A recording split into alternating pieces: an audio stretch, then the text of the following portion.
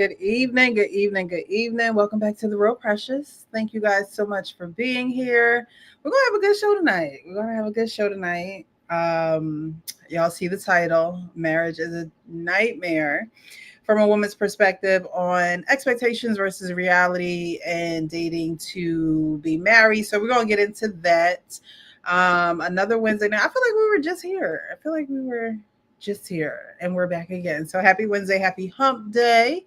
Thank you to those who are in the chat. Before I get to you guys, I want to get to my panelists. Guys, how are you this evening? Doing well, doing well. About yourself? I'm a little bit underneath the weather, but I'm okay. I'll be all right. Hopefully, Right, and we need you feeling better for sure, for sure.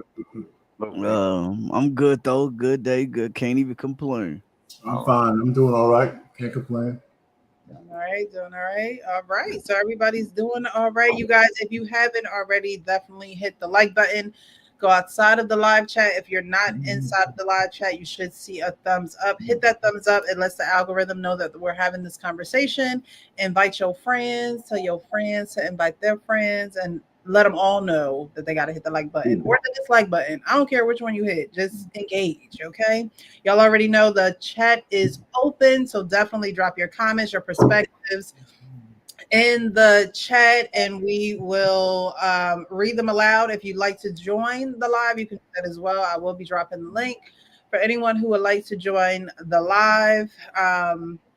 Good evening, Coach Ferg. How are you? Can you hear us? I'm sorry, yeah, I'm sorry. I thought I was muted. I'm sorry. How y'all doing today?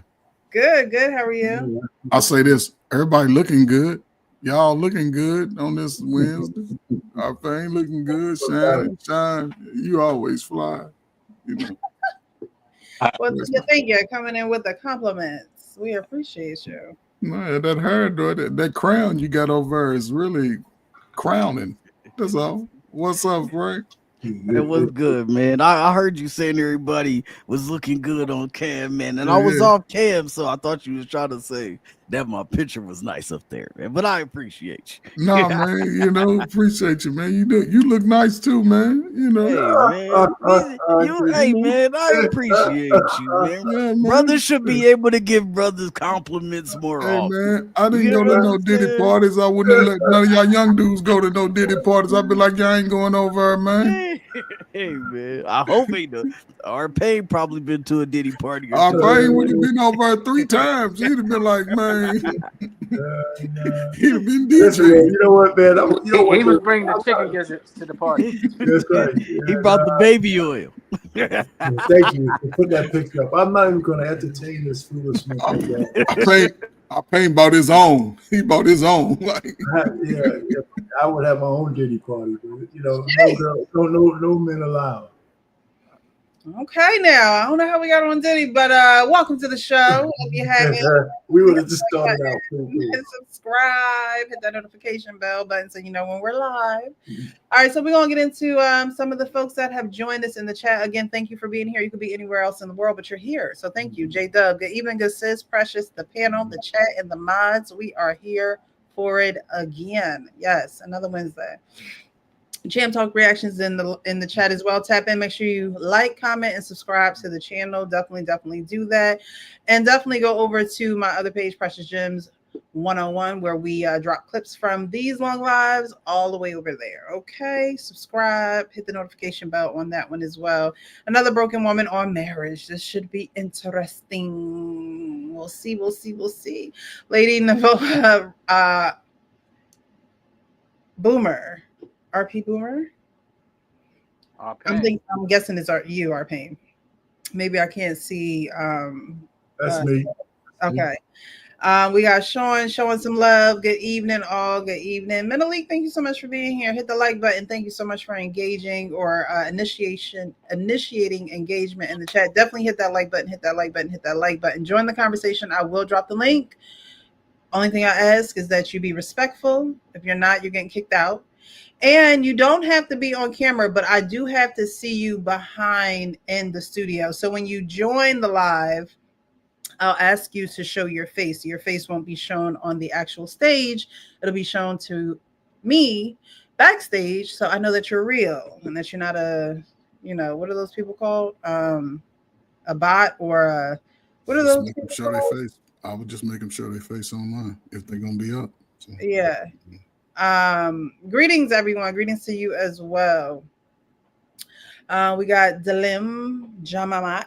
Precious looking lovely as always. I appreciate the compliment. Thank you.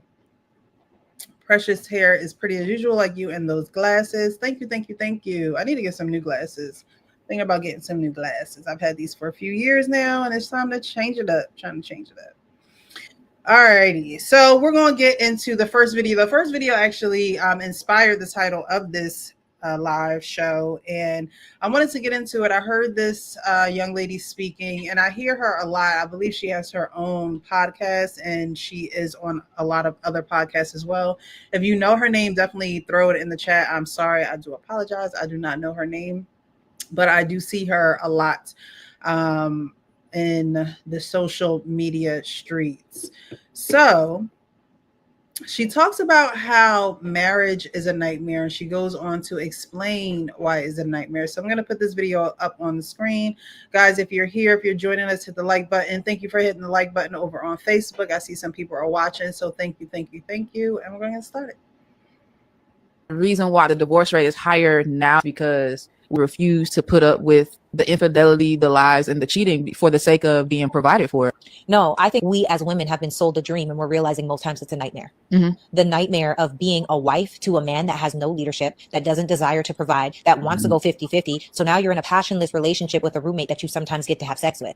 That's not ideal. Sometimes it's ridiculous. You don't really desire that person. You've settled for that person. That you tolerate this person. You don't appreciate this person. And when you realize that that's the truth, and now we live into this space where people are so like, I need to feel seen, heard, and acknowledged. But do you allow for growth and grace? Your standard is so high initially with a person that doesn't even know you. How do you teach someone how to treat you if you don't allow them the space and time for you to actually teach them? Mm-hmm. So now everybody is quitting early and quitting unnecessarily because it's like, I was told to get married and I did this and this isn't what I was expecting. Okay, well, how do you make it into what you were expecting? How do you do that work? How do you get into that bag? But mostly right now, everyone is just pushing the label instead of its contents. Well, if I have a jar with a label on it, but it's empty, it's still empty. But if you have a jar with the contents in it, then it's a bottle of whatever you actually have. And most people aren't bottling or embodying husband and wife. They're embodying the label of marriage without its contents. So I say that to say most people get divorced. And this is why 70% of divorce are initiated by women, because they tell us this is the dream, but it's actually a nightmare. We're not clear on what it even means to be an actual wife. And most men are not prepared for what it means to be a husband. It's a responsibility. People are going into this lifelong, most important decision that you'll ever make in your life. Like, you don't even know if this person has staying power. You haven't even stopped to ask, like, what are you still healing from? What desires do you have? How many times do you need to have sex in a week? What do you need from me weekly or monthly to feel seen, heard, acknowledged, appreciated, and respected? Like, the things are not happening. It's like, I like you enough. You were persistent enough. Okay, we can go together. Boom, we have kids. Boom, we get married. Now we're stuck. That's not a dream. That's a nightmare. I don't even like you. I tolerate you because we split the bills. It's never ideal, in my opinion. Okay, so based off of first listen, what do you guys think about what she is saying in regards to marriage being a nightmare, why it's a nightmare, and the expectations versus the realities? Sarah Fonte, by the way, is her name. Sarah Fonte, shout out to her. Oh, okay. And I think she often makes great points, and in that point that she was making, I think is valid. A lot of people don't do the due diligence to or homework to know what to expect, and have an expectation that is just really not realistic when it comes to marriage. You know, when I speak to my married brothers up here, pretty often they let us know that it's work, and a lot of times people want to receive the prize without putting in the work.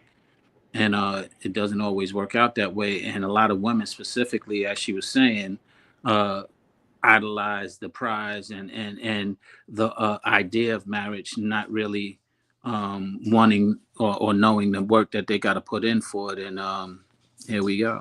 So I think she made a valid point, or she makes valid points in her perspective. Okay, so when you say that there are unrealistic expectations, what exactly does that look like in today's society? in today's society, it's a slew of them.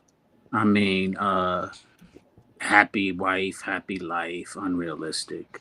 Um, uh, uh, he needs to. Everybody needs to be perfect. Or if they're not everything that I want 100%, they're not worth my time and energy. I should move on. Unrealistic. Yeah, you're probably not going to find somebody 100%. And if they do get to 100%, it'll be because they worked on that percentage that was absent. So there's a lot of different ways how it looks. Too many to mention. I agree, and she normally does have really. She normally does make a lot of good points when I hear her talk. Um, just on a regular basis. I know her own podcast, her personal podcast is called Is Giving Podcast. And then I know she appears on tonight's conversation now. Since that whole thing blew up. But generally when I see her, she makes a lot of good points. I think every now and then, like she might say something where you'll turn your head and be like, what? Almost like chameleon like. But for the most part, she generally makes good content. She normally makes good points when it comes to relationships and men and women and all of this stuff. Um and I remember, I don't know what, another time that she was talking, I think probably one of the times that she raised like the most eyebrows when she was talking to dang, I forgot his name now. But the rapper, I forgot, Waka Flocka. She was talking to Waka Flocka. But for the most part, yeah, she normally on, and I think she made some good points in here again. I agree with Sean, which is crazy to start the night. But I'm just but with the unrealistic expectations, I think there's a lot of unrealistic expectations. Sometimes and I think going into the marriage, or when you find a woman, I don't think your expectations are unrealistic a lot of times when you're a man, just depending, because most men will put them out there from the jump, like as far as like what they want, and it kind of don't change for us, right? Like things you might be like, okay, yeah, okay, I do, like, I want this, okay, but they're not super like drastic changes. But sometimes when women go um into these things where every dude got to be 6 feet and above. Okay, well, I'll settle if he's 5'11. You know what I'm saying? Or he got to be making this amount of money, and then or even in the case of black men and women, like black men are more trade based. They normally lead the trade industry, but women, a lot of black women will be like, well, he ain't college educated. You know what I'm saying? Things like that. That does not just mean that you're um a smart person, an intelligent person, because you went to college. Like that man going to go get a trade or whatever the case may be, like he can still bring in and provide and still lead a family and do those things. And I think it's unrealistic to rule somebody out because he's a plumber, not knowing how much a plumber can make, or a handyman, not knowing how much a handyman can bring in and help to provide for a family. Like no matter how much education you have or not, because a lot of times that education comes with a lot of student debt, and when you come together, he has to take that on too. You know what I mean? So just is what it is. But yeah, I'll land right there. Okay. Okay. I'm paying you. I'm gonna say it again, man. I hate the fucking crack era, man. Listen, we're talking. Okay. So we're talking about people in the last 5 or 6 years, right? She's probably what, late 30s, going on 40.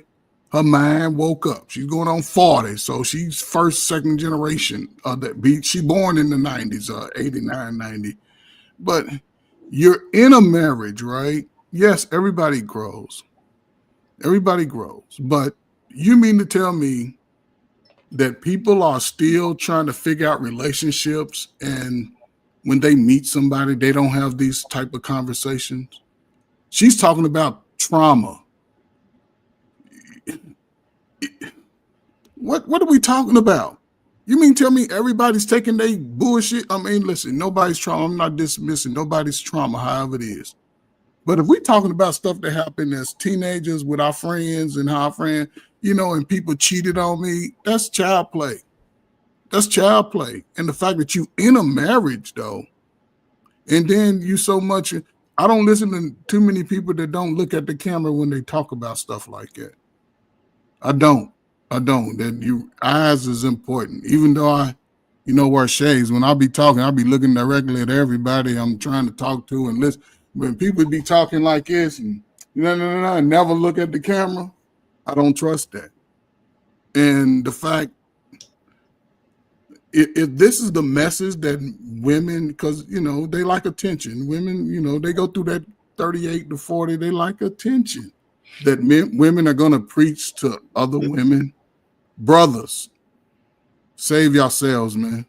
Save yourselves. The world is opening up. Go see the world. Come back, and they'll all be sitting in them same spots talking about where the men at.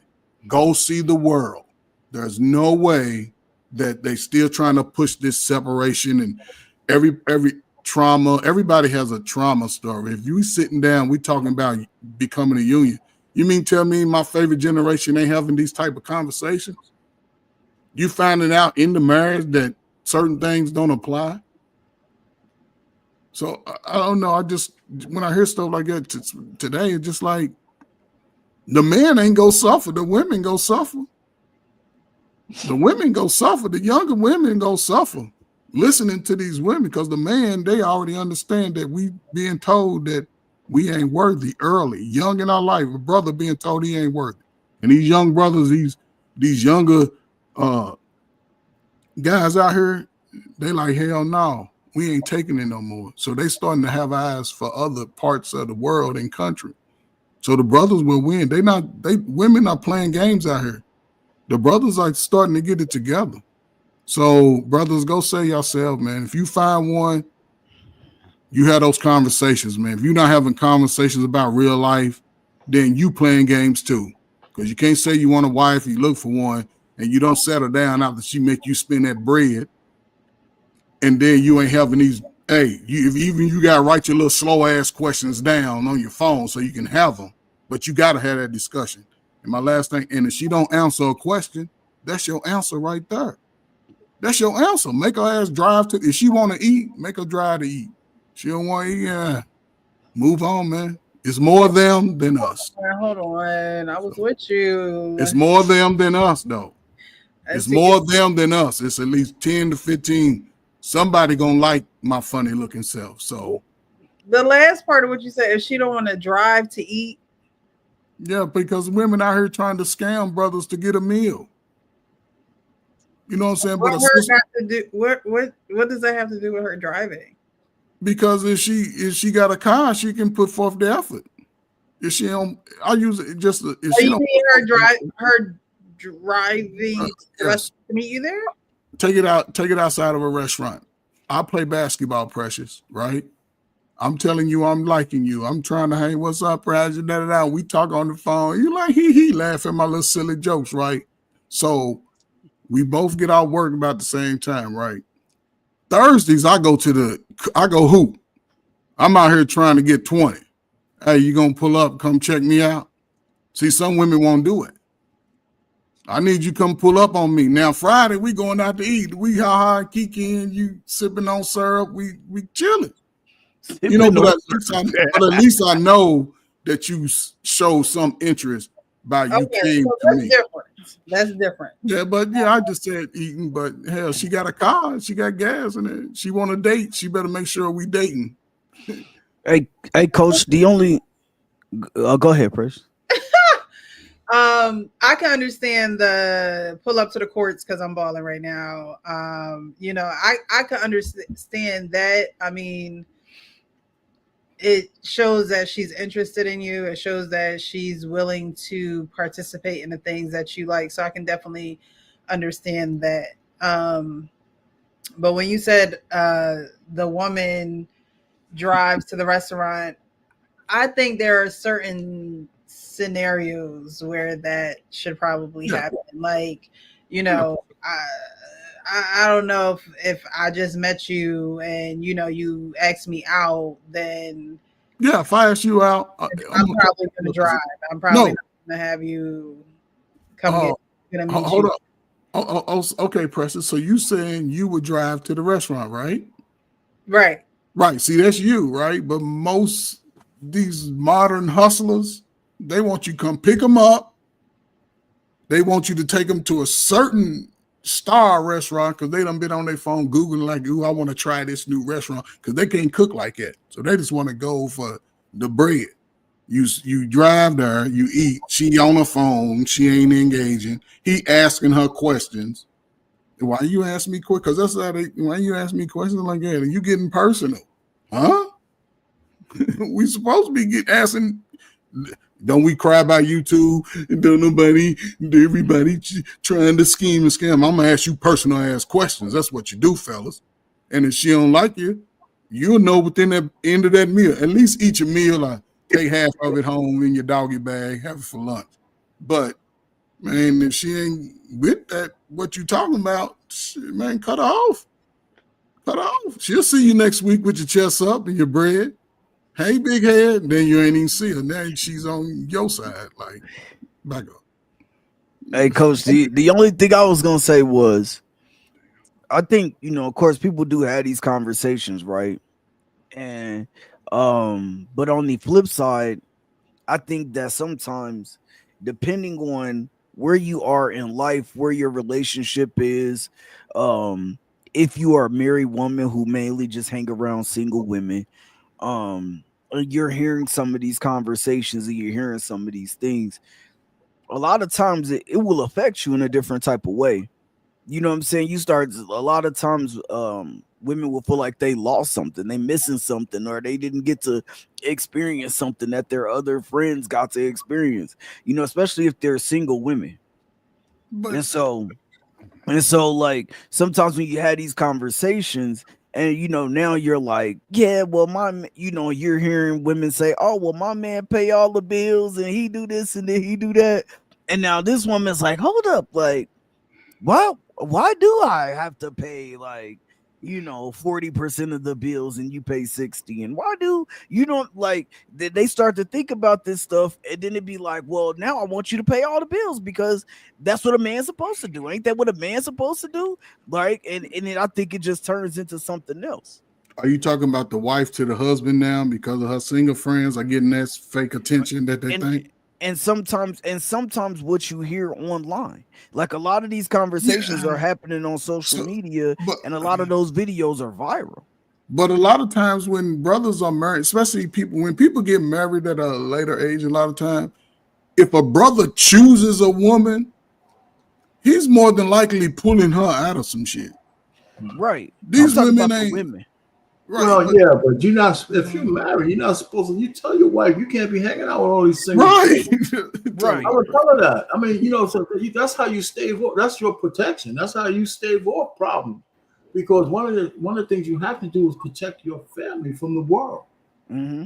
And so if I have my wife and see, because I know all her, her friends are older now, but they all married, some divorced and stuff like that. But I really vet them. I said, listen, she can't be hanging out with just any old. But when she was younger, Right. we had more married people, but she didn't have a whole bunch of girlfriends that were single.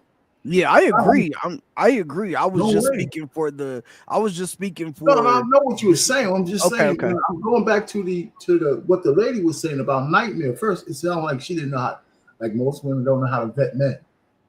But how do you get to whole marriage and have so much stuff that you don't know about?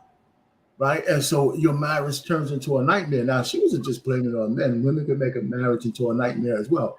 But I'm saying the things that she says, so many things. Here's just a couple of things that's not true.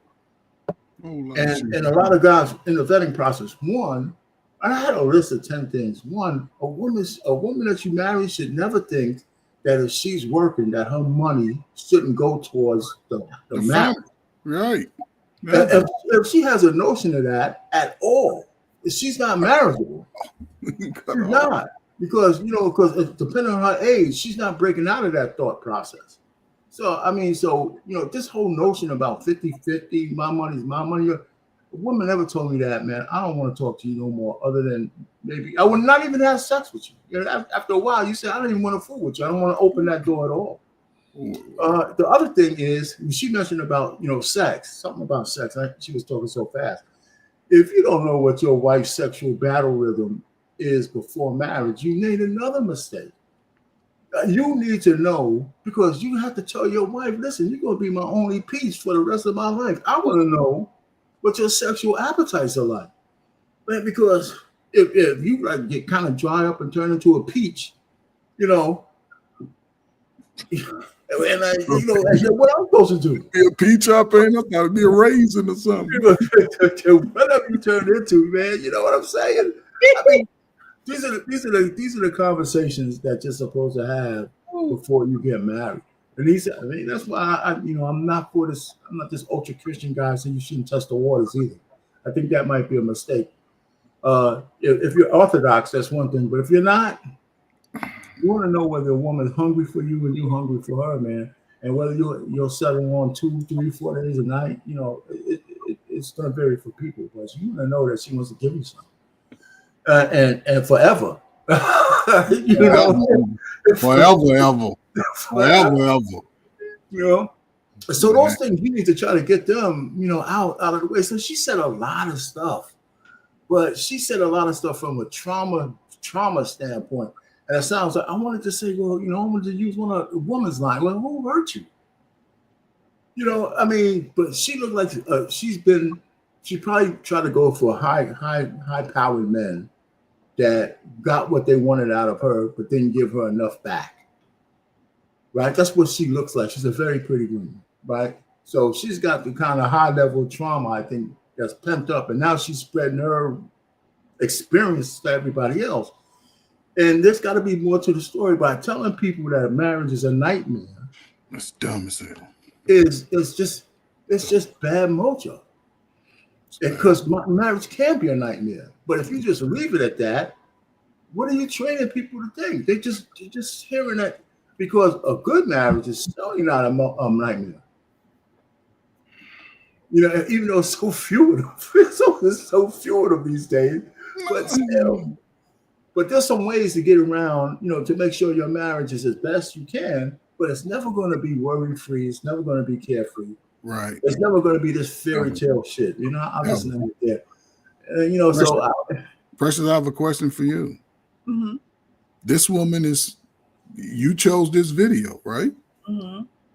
Would this be some advice you take? Would this hint, or would this deter your decision to want to be married? And do you think it would deter most women's decision to not want to be married? Would it deter my decision? No, because I don't base my decisions off of social media, viral videos, and the propaganda of the media streets. I just don't. I do this for YouTube. This is not real life for me. We have these conversations about real life. But as far as the thought process and things of that nature, there are videos you can watch and you'd be like, oh, that makes sense, But is it a belief system? No. However, we watched this. Well, you guys watched this video once, right?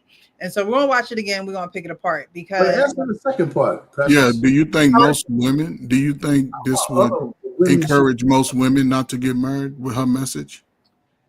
I think that if they watch it once and keep scrolling, yes.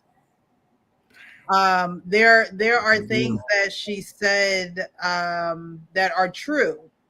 And then there are things that she said that we need to take a deeper look at. And I think if you don't take a deeper look, then yes, you're going to be like, marriage is a nightmare. I like to know what's true. And the part that I like to know what's true is that what I push on my wife and what she would push on me to put me in that state, or are these things that I'm already coming into it with?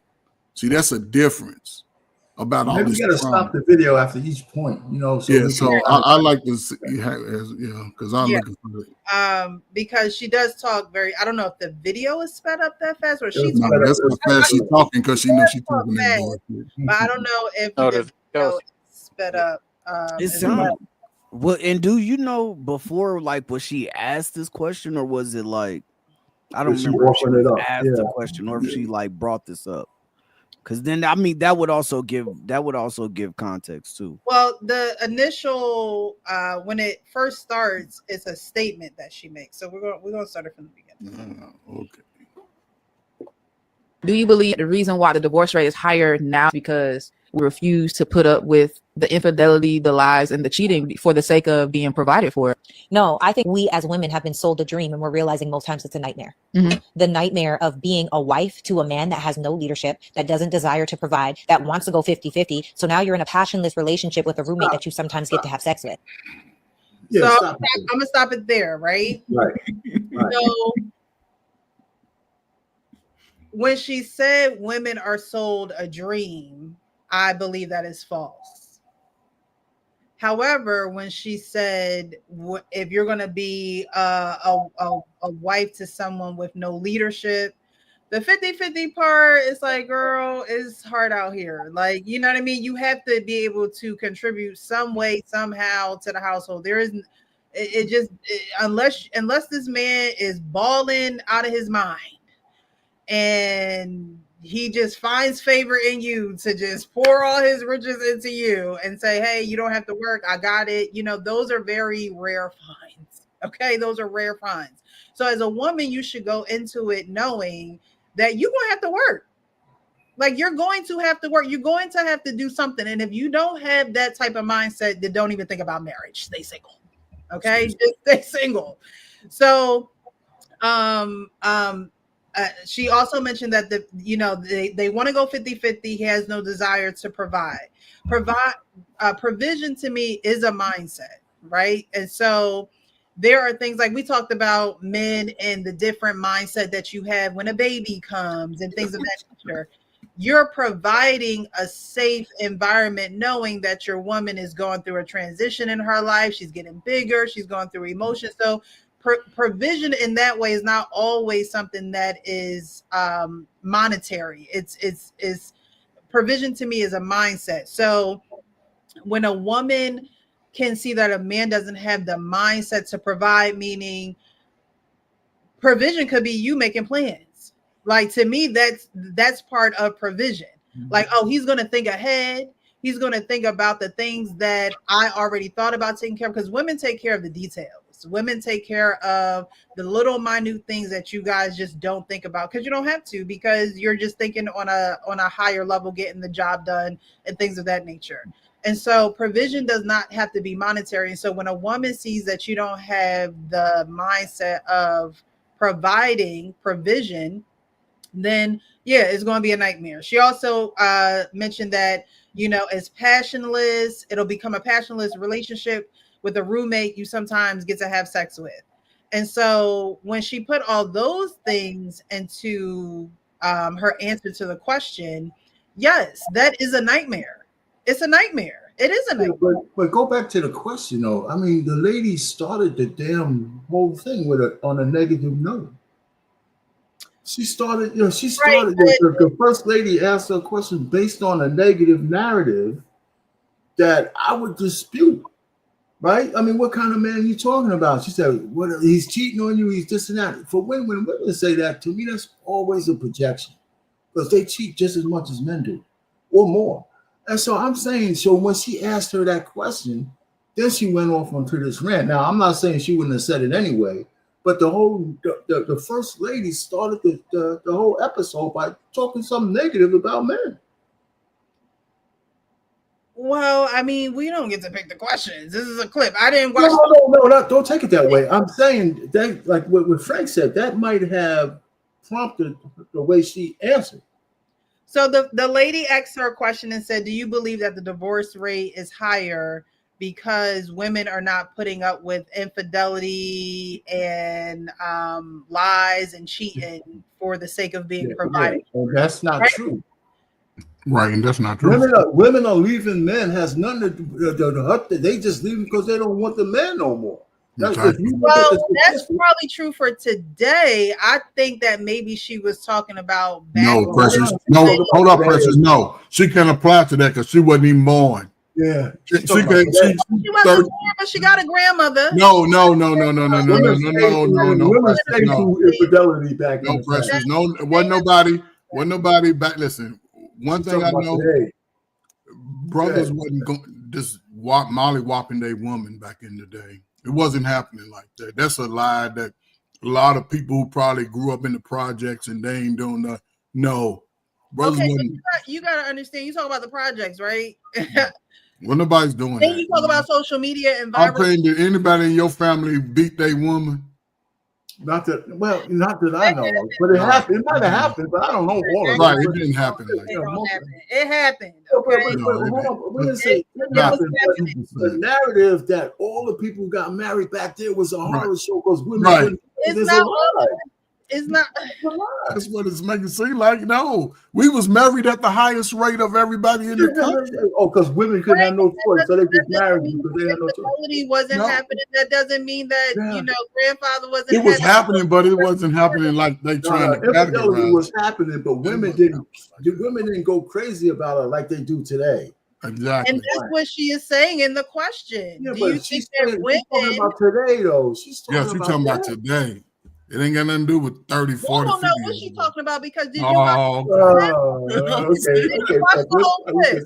You let me know because I'll let you know right now that I didn't watch the whole clip. So what I'm saying is an assumption. But did you watch the whole clip? no, we watched it I together. understand. We just Okay. this is the first time I saw the That's clip. the The second lady time. answered- Based off the initial statement of the question, like Frank said, based off the prompting of her answer, right? She's assuming that everybody in a marriage is getting beat on or cheated on. No, it's a very small number of that. And then that might even only be though, because think about it. When women have those experiences, a lot of time they bond together. And those 4 women, I'm just giving it a number, everybody else is getting it too. Girl, because Shaquita married and she always happy. She faking. I know he be over going upside down. They dramatize all that. The fairy tale. A lot of women who Most are husbands are husbands. trauma don't even talk about it. It's not something that they're even talking about. So you can't sit here and say that women are not these things are not that women are not experiencing these things. Now it may not be a overwhelming number because we don't know that. I don't know the stats, right? But you can't cancel it out altogether. I don't think we said shit. They're not. I don't think I said they're not experiencing these things. Right, I'm saying the lady prompted the question by saying that that these marriages are bad because the men are cheated, deadbeats. If I had to answer that question as opposed to her just saying, "Tell me what you think about the modern marriage or the marriage today," and then that lady, whoever the star is, went on to that rant. That's one thing. But the lady started the whole conversation based on a negative premise. Right. She made it negative. No. Well, I mean, most people leave for negative reasons. But most of them leave for money. Most of them are leaving for money and selfish needs, not because of somebody going upside each other's head. Most divorces today are based on a woman just don't feel like being with a man no more. Exactly. Irreconcilable differences. They don't even have to say what they because we're not happy. But I don't think that was yesteryears. Okay. That wasn't yesteryears where women just leave. But they ain't talking about yesteryear. They're talking about today. This is a modern conversation. If you listen to her, she says, do you think the divorce rate is higher now? Which means she's comparing it to sometime back before now. We have to listen and put on. But that doesn't mean back in the day. But when I was a kid, she's talking about 1990 when crack was an all-time high. That's when she's talking about that time right there. When she says now, we don't. Okay, it's like we don't know. We can't say she's talking about the ancient. Well, what's she talking about? Another lifetime? She's talking about the 1990s when she was a kid. She's talking about through her life experience when she was a kid. Or 5 years ago, we don't know how. When we said now, she's just in reference to something, but it don't necessarily have to be from the baby boomer time. We had the highest marriage rate. You want to be held responsible for Nathan? Like no, it's not that. That's not what she said. This is so what she's implying is that she's been getting abused because ain't she married or did she divorce? Who? This woman that was speaking, is she married? I'm not sure. I don't know much about her. Well, so she ain't married. She's just going by maybe opinion or whatever. But if she's divorced, then okay. So let's go with the premise that we're here with. So she said what she said. Okay. Yeah. Now she said some good stuff and some bad stuff, but it's based on a negative premise. So that's where she went. So all of a sudden, she's painting a picture of the dark side of marriage. That's what she's painting. She's painting the dark side of marriage when you go into it, not having those conversations, not having certain knowledges about each other. She's saying that marriage is a nightmare because people don't actually do the actual work to get to know the other person and themselves. Saying be real with yourself so you can be real with others. Well, she right? didn't say that though. She should have said that too. Okay, so we're gonna keep going. Okay. That's not ideal. Sometimes it's ridiculous. You don't really desire that person. You've settled for that person. That you tolerate this person. You don't appreciate this person. And when you realize that that's the truth, and now we live into this space where people are so like, I need to feel seen, heard, and acknowledged. But do you allow for growth and grace? Okay, so why would you marry somebody that you don't like? That's my thing, that's what I'm thinking about. She's just said it herself. One ways where this woman is She also said that too. Our paying people are splitting the bills. No, we're supposed to split the bill. Hold on. Did she or did she not say you settle for that person? Did she? Yes. Right. So you saying that I'm going into a marriage with the already knowing that I'm feeling my heart that I'm settling for this nigga over here. Come on, no, don't marry. You said it. Who's settling? She's talking from her experience. She can't be saying, okay, is she saying her husband settled for her, but she wanted to get a divorce? No. She believed she could have did better, but she settled for Frank. She's not talking about herself. Y'all, I don't know. I'm not feeling well. I will shut this whole thing down because hold on. Have a conversation. No, most women can't even take the issue off themselves. They put it in they attach it in I settle. They might speak it in the lanes where it's all vague, but I settled for my man. That's why I left him, because he didn't grow. I was growing. I turned 35, and he still want to hang out. True, Coach Ferg. No, that can be true. No, because Frank already said most men. Listen, most men that get married, right, and they make it through that rough patch in their marriage. Only thing they want to do is be to hang out with their boys on Friday or Saturday, have a little poker night, smoke a little cigars, come home, wake your ass up, everybody going to sleep.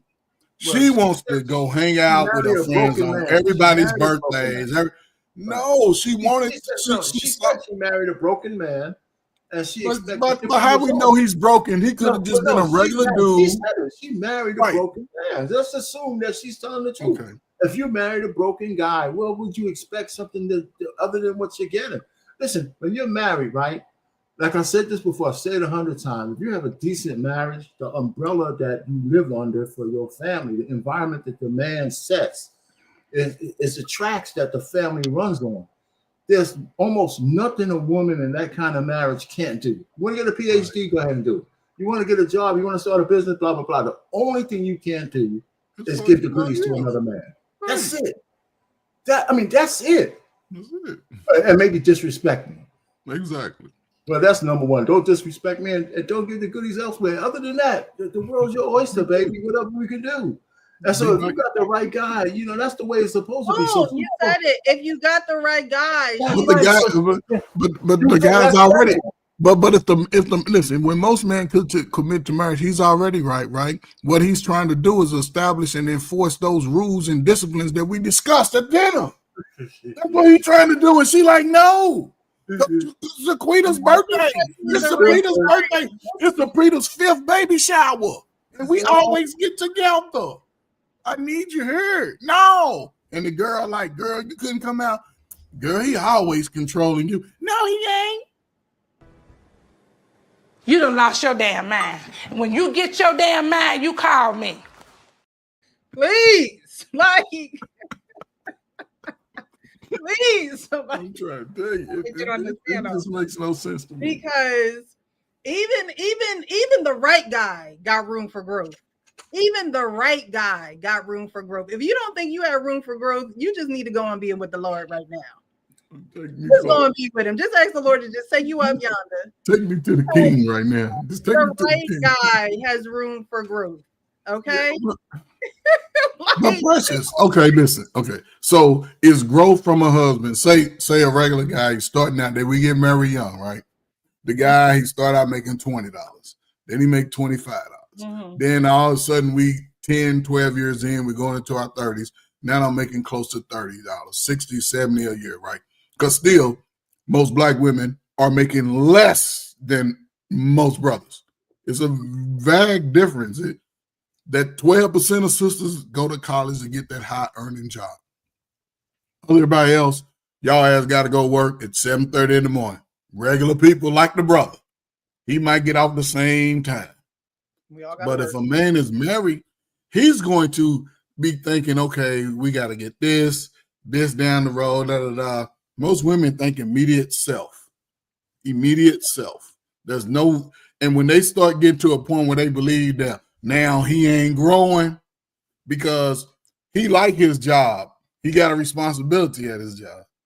She want to move around. She want to, because everybody act like they got 42 vacation days and shit on YouTube and shit. Everybody traveling and all this. But really, most people just hanging out with each other, talking about other people doing nothing, spending money. So I don't know. When I see, I think, and I'll say, shut up. These type of things are going to affect a lot of young women and women your age who's looking for husbands because y'all don't separate from that. Most of y'all have y'all friends regardless. Y'all stay friends to the end. Brothers will cut a nigga off. I can't even be around him right now. But most women single. In real life, because that's what I do. But anyways, growth is way more than what you make an hour. Growth is way more than the money that y'all make. It's way more than you making $12 at a certain age, and then that's what you're supposed to do. That's what everybody's supposed to do. Well, you're right. You're right, Precious. You're right. Sean, please let me get my point across a few times tonight. Okay, growth in that aspect is something that everyone should strive for. You should start off at a job and make a certain amount of money, and then demand what you have earned and what you have worked for. Yeah. Well, that's a given. That's not something that a woman should be like, oh, he's not growing because no, growth starts at the psychological in the mind first. You got to renew your mind.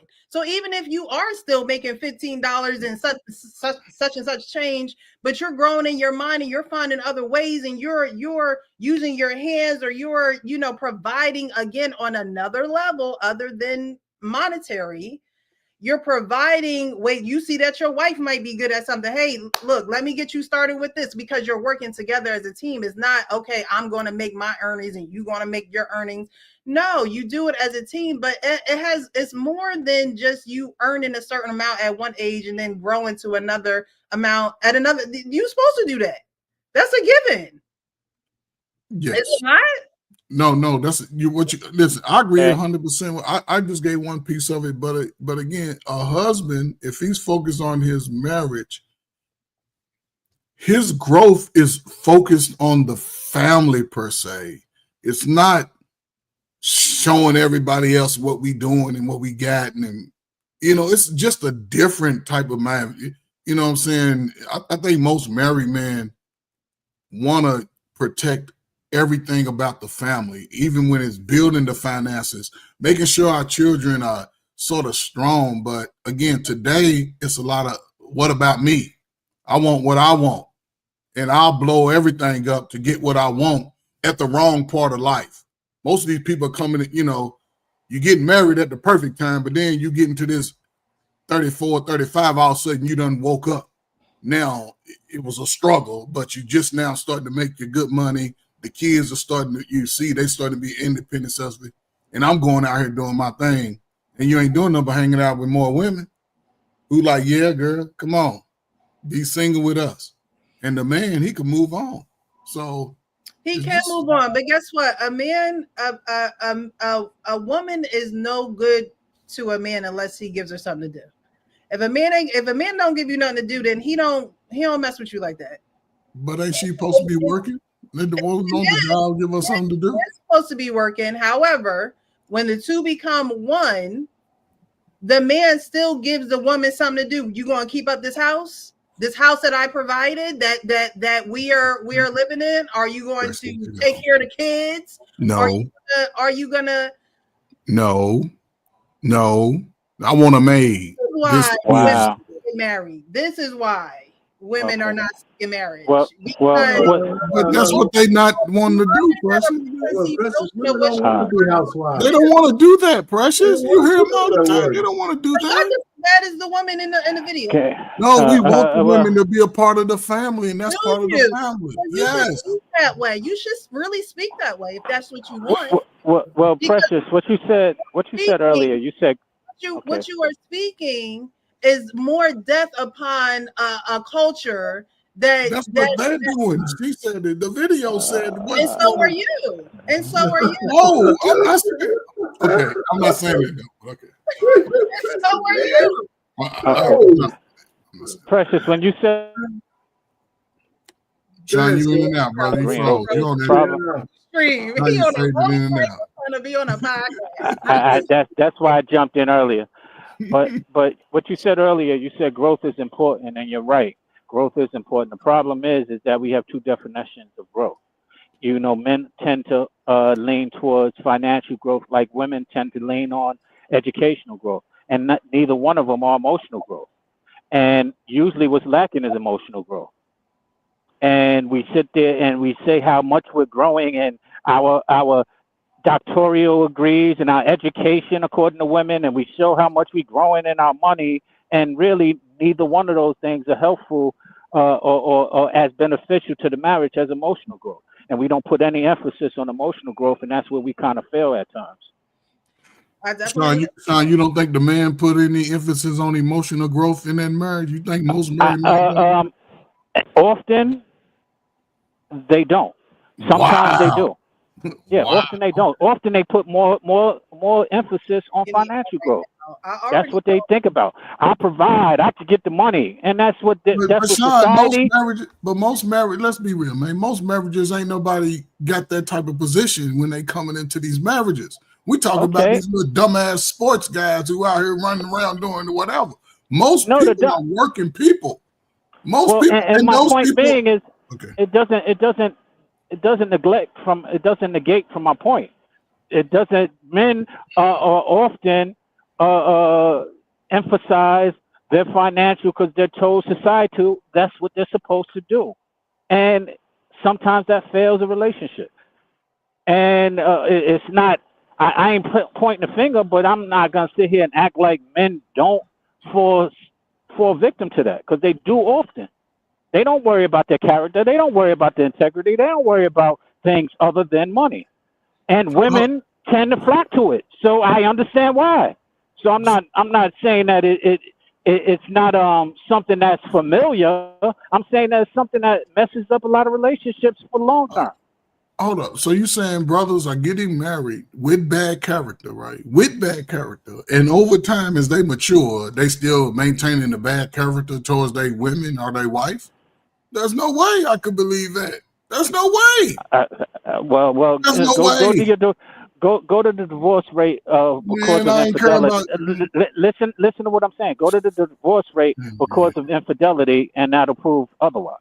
So the infidelity on who? It's not necessarily bad character either, Coach Vern. So, Sean, I do agree with you when you said that emotionally we need to grow, right? It's just like the woman who does her hair, get dressed, and looks good for her man. He don't acknowledge her. He don't say nothing. If she does it, and she does it, and she does it because the man is focused on working. He's focused on providing for the family, right? He doesn't just have him in mind, he has the family in mind. And so he has a lot of things on his plate that makes his shoulders a little heavy. And that's just how it goes, right? But the woman is, trying to get her sexy on, trying to look nice for him, and he just doesn't acknowledge it at all. And so after a while, she's like, I done got my hair done. I'm trying to look nice for you. And this is just a very minute example because it happens on bigger levels too. I'm trying to look nice, and you just don't recognize it. You just don't recognize it at all, right?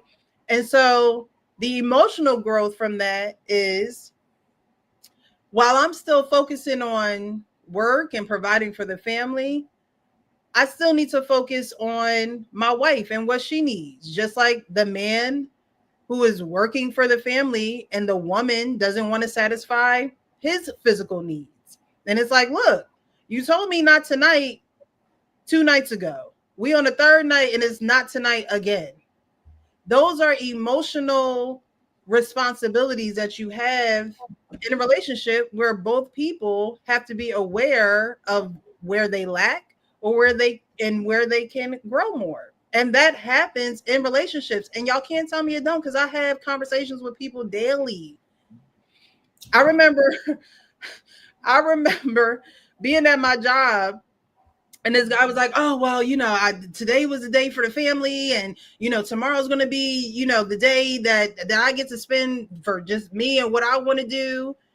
But today I got to make sure I spend time with them. And I'm like, why is he saying this to me? Like, I don't know this dude from Adam. Like, but it's just like some people have things that are so heavy on their heart that they have to get it out. So obviously he is trying to be more mindful. And I don't know the folks, never seen him again. But obviously he's trying to be more mindful of spending time with his family because maybe that's an area where he lacked. And so we have to take those things that are said to us in private of the 4 walls of where you pay your mortgage and say, you know what, let me take a step back. Am I really listening to what she has to say? Am I really considering the remarks, the comments, do I really take those things into consideration, or am I brushing them off because I'm going through the everyday rigmarole? Our favorite word. Right? So that's where, when Sean was saying what he was saying, those are the things that I was thinking about. Because again, if you don't, it will be a nightmare, like the woman is saying. She's not saying that marriage and the concept of marriage is a nightmare. It's a nightmare when you don't get to know yourself. It's a nightmare when you don't get to know the person that you laying with at night. And all y'all paying bills, and y'all say y'all married, and y'all say y'all got these kids, and y'all say y'all are moving forward in life, but you're just doing the same day over and over and over and over again. Every Monday look like the same Monday. Every Tuesday look like the same Tuesday. And even when the issues arise, you don't want to sit down and have that hot conversation, that honest, open, and transparent kind of conversation. You might give me the truth, but you're not going to give me the transparency that's needed for the relationship. And so the relationship doesn't go anywhere. I mean, it's so easy to paint a horror show marriage. That's what she's doing. That's all that is. Okay, yeah, there's horror show marriages. It sounds like these people shouldn't be married in the first place. Bingo. That's what I'm saying. So the real issue is that the vetting process, and one thing she said that I can remember with all of soups she was talking about, is that people weren't prepared to be married. Right? And they did it anyway. And then brought kids into it and all that kind of stuff. I expect if you're going to, that's where if there's no growth when you get married, when both of y'all don't know shit and you don't try to grow together, I expect it to be a horror show. Hold on. So I'm just saying, I mean, if the point, but the nuance of what she's saying is going to be lost on the audience that's out there. All they're going to hear is that marriage is horrible. Hold on. Okay, I'm just saying. Okay, go ahead, Frank. Go ahead. No, I was gonna say there was a message in here that he added me. He said, Oh, Anthony writing at work. He says she was describing what what most women talk about when they discuss their divorce. So in that clip, he says she was describing what most women talk about So that's when more they context. discuss. Yeah. Okay. So that's why I wanted to ask. Was it Okay. just her Now it bringing makes that sense. up, or was it just like, like what was that conversation about, or was it just her going off about like what, because it's almost like I forgot, it wasn't this clip, it was another, maybe like another clip or another clip that went viral. Not so much her, but we were talking about, I'm not sure if it was here or we talked about it on BMU, but it didn't give, like, as far as like the full, like oh yeah, I think it was like, damn, I think it was Candace Owens or something. We were reacting to something along those lines, and it didn't come off as like it came off as if she was saying it more than other people are saying. You know what I'm Right. saying? Like, or other Right. people are telling her. Because then it's like you look at that person and you're like, well, you're not married. You don't have these things going on, and you don't have this, and you're discussing it like that. And then it's like you start to attack that rather than the points that they're made, than the points that are made. Or I'm not saying you, but I'm just saying in general. But yeah, you start to attack the person rather than the points that are made, and then you know what I'm saying, that becomes more of the focus than the things that are talked about in the video. And so, like, if we're talking about the video as a whole, like, yeah, like somebody, and if you're answering that question and you're getting it these type of replies, or you know what I'm saying, just all these type of answers from all these different women that you're talking to, then that's how you're going to present that message. And so it's like, you know what I'm saying? Like, do we address the points, or do we address the person because of that person? Do we address the person who's asking that question because they're not married or whatever the case? Or do we address the points or whatever the case? So it's just trying to figure that out, and then just trying to get the overall context so we can actually address the points that are being made rather than addressing the I person. You know think what I mean?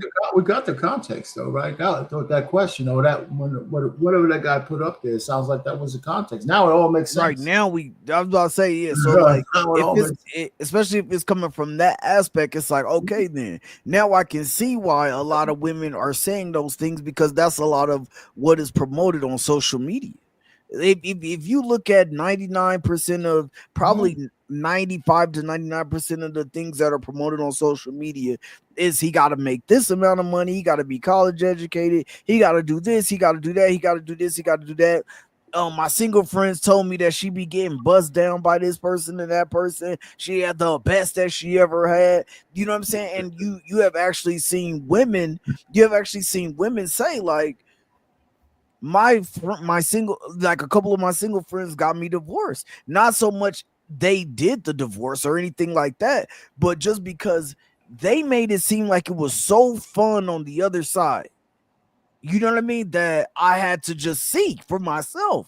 And I either lost a good man, or I left the relationship, that wasn't abusive, wasn't dangerous, but it was just stagnant. We were just there, we were loving each other, and it wasn't a growth thing or whatever, because that's not what either one of us really required. We both were just there and we were doing our things, but it wasn't like I was pressing him to go out and get promoted. We were just there in our relationship, and we were doing our everyday thing. But my friends were like, "Shit, girl, I be going here to Miami, I be going here to this place." And then I started to look at those things, and I see my friend traveling all the time, and me and my husband, we go on one vacation a year. So like, these are a lot of things that you see online every single day. So if she's answering that question from a point of, this is what I'm told of women who say these things, then I absolutely 100% agree with her. If she was saying that from her aspect, which I don't think that somebody would go through all of those things in one relationship, but I would be like, okay, this is fucking this is crazy. Yeah, I never thought that she was speaking about herself, even without seeing the whole clip.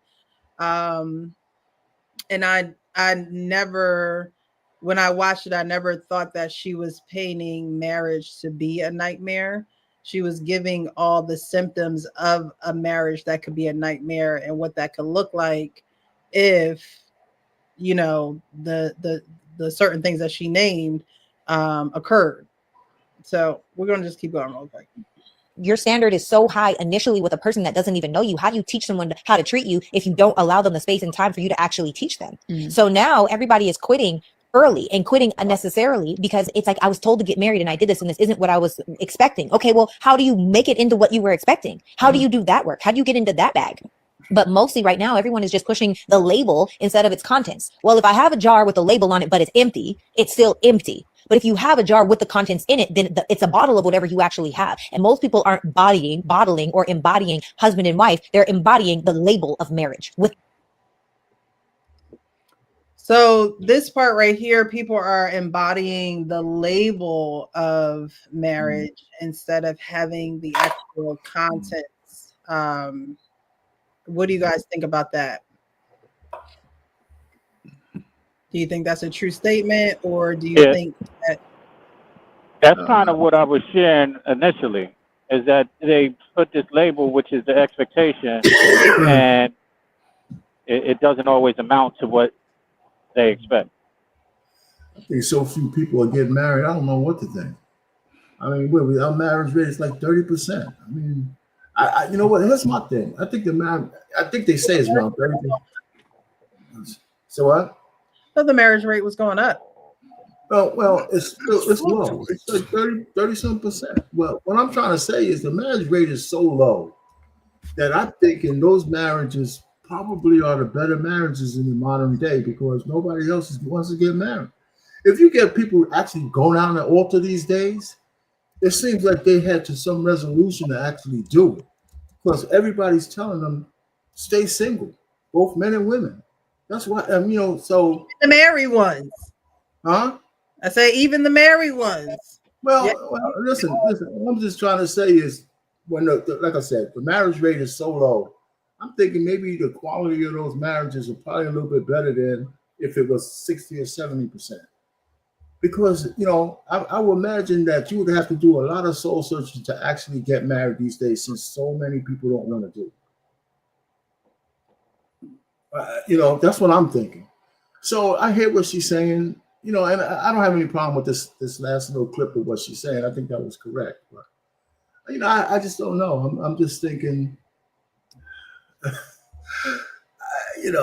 we're in dire straits. That's all. I think y'all are in dire straits. I'm already done. I mean, I'm talking about y'all.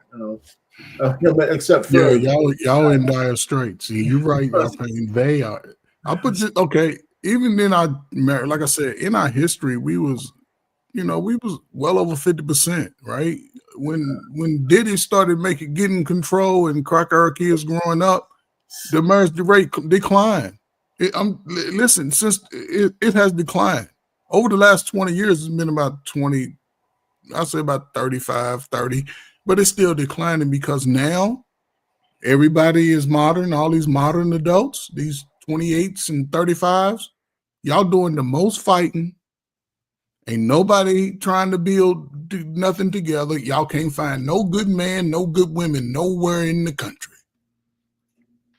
And everybody's saying F the kids. And everybody bringing their trauma. That's the only thing people tend to focus on is their trauma. You know what I'm saying? That's why you have to have the conversation today. You cannot take a woman out and not ask her if her feet stink. You better have the conversation. And women, you need to ask the man, have you ever let a gorilla clap you on the cheeks? How will y'all not know? You got to ask these questions. Don't leave no question unturned. Hey, first, let me interject here for a second. You're right, Precious. The marriage rate is up. In 2022, it was 6.2 marriages per 1,000 people. It's incredibly low. That's up from 5.1 per 1,000 people in 2020. So to me, that's incredible. But again, COVID was here too, so people wasn't out mingling as much. So yeah, it went down, and it makes sense. So if you look at COVID time, like hell with COVID, right? Yeah, because the cheaters, they couldn't get to their boo. Oh, the cheaters. Did you say the cheaters? Yeah, the cheaters. Even the women who was pulling up. Oh, listen, and I like even Frank. Listen, man, I love you like a little nephew, man. Even the women that was pulling up over Frank and Sean's that were married, they was out there and they couldn't pull up no more. So everybody was getting exposed. That's the truth of it. All the people who was out there doing bullshit, they got exposed. They got exposed. Whether you were married or not, relationships, it's women right now supposed to be the bomb. They got 4 engagements. They probably walk around with 2 dudes' engagement rings on right now. You mean tell me dudes ain't trying to marry nobody? Dude buy a chick an engagement ring, he wants to marry you. So you have to see that there's a problem with that though, because if a lot of with the women don't want to marry the dude because he ain't high value enough. I'm settling. I ain't settling. Like with COVID, right? Everyone had to be home. Guess who's not really used to being home? Who? Because apparently he ain't working. A man is not used to being home. So that's an adjustment, right? An area of growth that can take place that didn't take place. You know what took place? Divorce. Divorce. And I'm not saying that there was only room for the man to grow, because there's room for a woman to grow too. You're not around your man all the time. So now that you are, that's an adjustment. Are you in his face all the time? Do you give him his space? Do you are you all in his face when he comes home from work? Like, it's an adjustment. And what she's saying is people aren't making these adjustments. They're not getting to know the person that they're with. Then when something like a COVID happens, your decision maker is, well, we're gonna get divorced. I've been with you 10 years and COVID hit and we don't know each other. After that long, we just all of a sudden getting divorced because we don't get along, but we've been together for 10 years, 9 years, 8 years. We done bought a house, bought a car. We don't know each other. It's not that you don't know each other, but every day circumstances change the normal. There becomes a new normal. That's our kids are older and dumber. That's all they are. Just older, dumber, and lazier. The new normal is not a saying for nothing. So when you go into a new normal, you know your person, but you got to know them in that new normal. I mean, that to me is a given. When things change, if your house burned down, you're going to have to learn a new normal. What are we going to do now? How are we actually going to love each other now that everything has gone and burnt to a crisp? But it changes your perspective on life and the person that you're with. It shouldn't change it to the point where it's just like, all right, we need to go our separate ways. It should change it to the point at, okay, how can we reevaluate things? But Precious, I understand that everything you're saying, I totally agree. However, it is intentional for we married, right?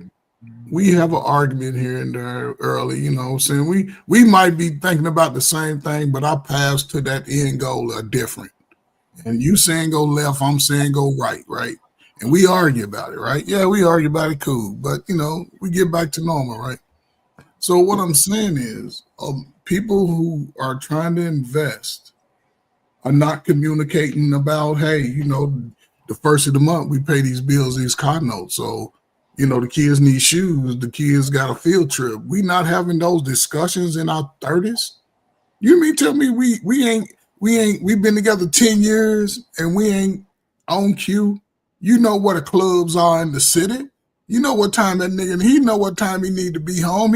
He know where if he know you, he know who your friends are. You ain't making no new ass friends while you married to a nigga. Or a woman. I ain't making no new friend. Yeah, me and my new friend. You still, no. You don't know this? Who's this little ugly motherfucker over here? And you ain't saying, I don't get it. I know it, but I don't get it because I don't know, man. I think I'm getting too old for YouTube because ain't no way that I would come into a woman's life and me not know who I am and allow her to come into my life and she's still playing childish games. Especially today, because the modern people, they know everything. And they want everything. They want everything. But who's gonna work for what you gotta put in the work? We made a vow. I done flew your little ugly ass family in and shit, spent $20,000. And now we still want to run the streets. We want a house and build. That's how you build that shit. If people still playing individual games, I'm gonna tell you, y'all all better get a dog, preferably a German Shepherd. Get you some DDR so you can rub that shit on y'all, because all y'all asses gonna be alone. All y'all tripping, man. Y'all better get over this shit and move forward. It's just crazy. And that not marriage ain't for everybody. If you're a single brother, stay in marriage is not for everybody. Keep your money right. You can pull up $40 on them and they'll take it. Just because you're single don't mean that you curse for life either. No, you ain't got, listen. If you're single, listen, I lived a single life. I loved it. I loved it, fellas. If you got yourself together, you the king out there, right?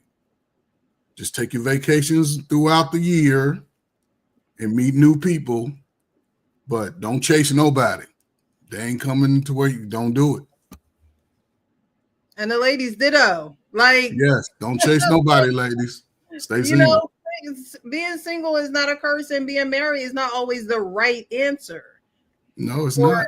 For some people, because some people they can't let go of that selfishness. They can't be transparent. They can't let go of their trauma enough to even get to know another person. Yep. So the thing with that is, if you know that about yourself, like you said, take your trips. Go out here and explore the world. But don't act like you want to date or be with people when you know you're not right, and you're not willing to get right for yourself or for someone else. Pressure. Do you think most the nightmare? Okay, I'm gonna put age, but 25 to 45. You think most people in that age range know themselves? Do I think that they know? Yeah, most of them know who they are. 25 to 45, that's a large range. Okay, it's 35 to 45. Let's cut it down to 35 to 45. You should know yourself. But do you think they do, though? Do you think most do or don't? Because we seeing the behaviors now. I think that most do. They're just not honest about it with other people. You know yourself. You know you're ignorant. You know you don't listen. You know you know those things about yourself. Okay. You're just not honest with other people about who you are. But actions is one thing that you cannot sort of hide. I can say a whole lot. I mean, a person's actions is something that they can't hide. Right. And when somebody show you who you are, you should believe them. And that's the problem with most of us out here in this single world. People will show you who they are, and instead of leaving them right where they stand or right where they sit or right where they piss, you want to sit there and piss with them. And that's the problem. You're wasting your time. Move along. Go on a trip. Enjoy your life. Hey, Precious talking that talk tonight. Y'all heard it. But y'all heard it. She said, move on. Don't waste time with the people that don't want to be with you. Move on. You can't be afraid to hurt their feelings, because guess what? They're hurting their own feelings, being stuck, being stagnant, being complacent. Mm-hmm. So let them wallow where they are, and you move on, and you can't feel bad about that. These like we just said, you know yourself. So if you know that about yourself and you communicate this with the person that don't want to grow, then you gotta be okay with moving on. That's so most people, and I don't understand why. But I do understand why, because there are women who think that, oh, well, there will always be another man to provide for me. No, girl, go out there and work. Be tired at the end of the night. Okay, go get a massage, get your feet rubbed, go get a pedicure. Okay, go get your little physical touch love language and then go back home. Okay, because trying to get it from somebody out here that's not on the same mental, emotional, and physical level as you is a waste of time. It's just it's a waste of time. But people try to make those things work. I don't know why. They try to make them work.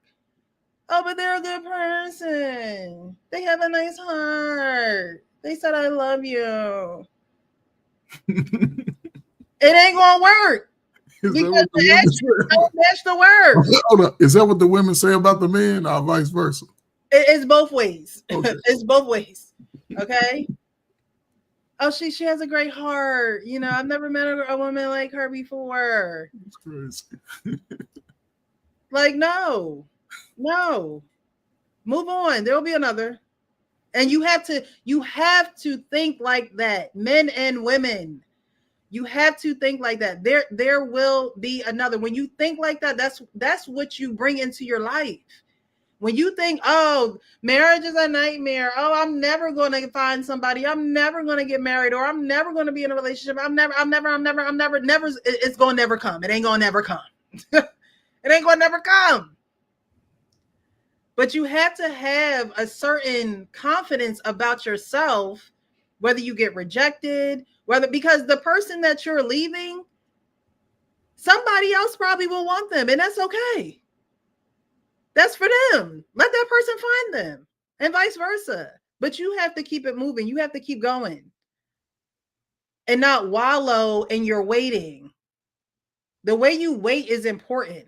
The way your posture while waiting is very important, because we don't get everything that we want when we want it. But you have to know that it's coming to you. You got to know that it's coming to you. If you don't wake up and have an affirmation or a future goal that you want in your life, it's not gonna come to you, because you're not calling it to you. This is a world full of creation, and you create your world. And if you want to continue to create chaos and have chaos manifest in your life, that's what's going to happen. That's what's going to make these marriages and these relationships a nightmare. And the nightmare is you keep going to sleep, having the same nightmare, and waking up thinking that it's going to go away. And then you go back to sleep and you have the same nightmare. You keep hitting your head against a wall thinking that you're not going to have a bruise. And the bruise just keeps getting bigger and bigger and bigger until more of an injury happens. Now you don't have a bruise. Now your head cracked in the middle to the white meat. So now it's like, okay, I keep hitting my head and I can't keep blaming other people. What am I doing wrong? What should I do differently? That's why when we have these conversations and you like, oh, wait, they're not going to do it. They're not going to do it though. It's like we can't. Yes, we can talk about what we see and what the trend is, but if you want things to change, you have to speak as though they're going to change. Because if you don't speak as though they're going to change, they're not going to change. And then they're going to watch things like this and be like, oh, well, what's the point? I'll just stay single. I just keep using these men, tricking off of them. They're going to keep paying for my dinners. They're going to keep with that attitude. Because the married people don't have no faith in the people that just need to change their mindset. It's just a mindset change. That's all it is. It's a mindset change. All right, so we're going to go on to the next video because we heard enough of fast talking Kathy over there. I think we kind of beat a dead horse with that one. So the next couple of videos that I am going to show are going to be kind of like the how-tos or how do we get here type of thing, except for the next two videos. The last video, we'll get into that. If you're here and you have not liked the video, definitely hit that thumbs up. If you're enjoying, let us know. Let us know what your thoughts are in the chat. I do see you guys' comments. We're at the almost 1.5 hours, so we want to keep the show going. I appreciate you guys for being here. Those who are on Facebook, thank you so much for liking and tuning in. We're going to get into this next video because I don't think that this happens enough in our culture, or period. But it could be my ignorance and my lack of just not, seeing a lot of it. But again, in our culture, I think it probably happens in other cultures, but you guys let me know what you think. Out and I meet people, I am happily married. If a man is in my space and we're having conversation, I'm like, he's intelligent, he's attractive.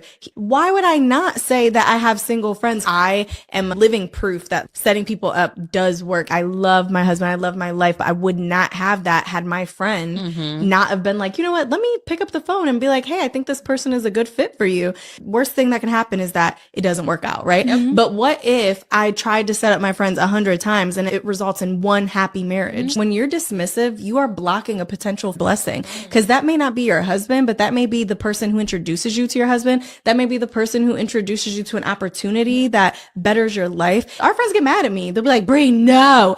And I'm like, shut up. Go on the date. Golly.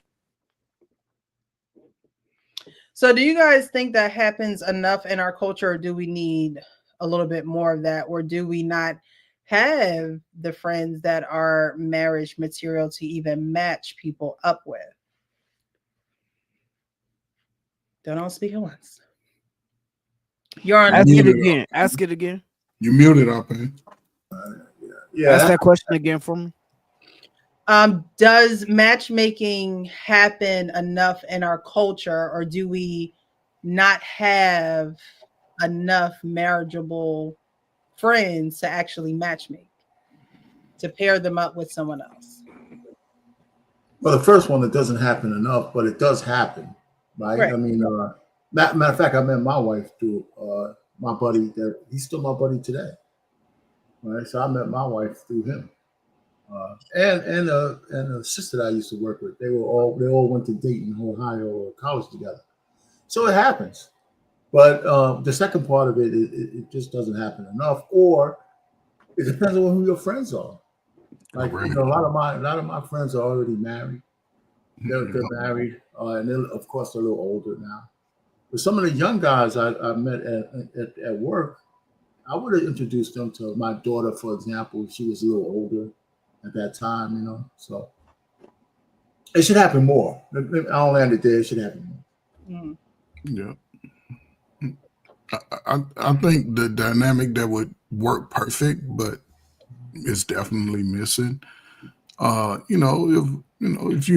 women would defer, or find a good solid man in their family and ask them, what about certain guys that they may be digging? Because one thing a man will do, he'll let you know immediately if that nigga ain't on shit. If he's a solid dude and he care about you without trying to sleep with you, he'll let you know. Don't ask the dude at work, the dude that always throwing the hints.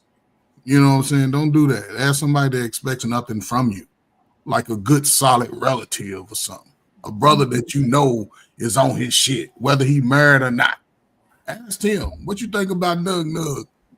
But a lot of times they avoid that because they already know that they want that type of excitement. Most today want a guy that doesn't hold them accountable. He'll let them show up how they want to show up and act out how they want to act out. Whether they display it or get a chance to display it, but because a regular dude that gotta go to work at 7:30, he's on a schedule during the week. He ain't popping. He's doing something. And when a woman makes her own money coming into it, if he's really digging her, he gotta chase her because she gonna do what she want. And even if a dude because you notice how when these dudes that lead with their money, those dudes that really got low self-esteem that lead with their money, and they decide, okay, I'm dealing with her, he's a narcissist. He's toxic now. But he wasn't all that when he was whining and dining you. But now he's saying, I'm ready to move on from this old box. Then now he's all of those things. But the good guy been standing there all along. And you don't own the bus company. You driving the bus. I come back and see you when I'm 40 and, But it's just unfortunate. I wish the older women who are already sort of changed that dynamic for the young women, But when you got women like this, when they only clipping the negative parts of stuff and putting it out, people feed into it. And a lot of people are running scared to be married. They think it's no benefit nowhere. Both sides. No, don't do it. And it's a lot of people that would like to, but they scared because they might get blackballed and shamed about their friends. Most guys, when they get married, they don't give a damn what their friends think. He's loved and he ready to marry. Women, girl, you gonna marry him? He's only 5'9". You right. So go to a man that wants nothing from you. He'll give you the best advice. So Okay. I think it's a little bit of both, man. I think that it should happen, but I also understand why it doesn't happen as much anymore. I think there at some point in time you realize who your flock is. Like you know who your flock is, you know who you hang around. Um, what's good, Andre? Man, you know how they, you know how they are.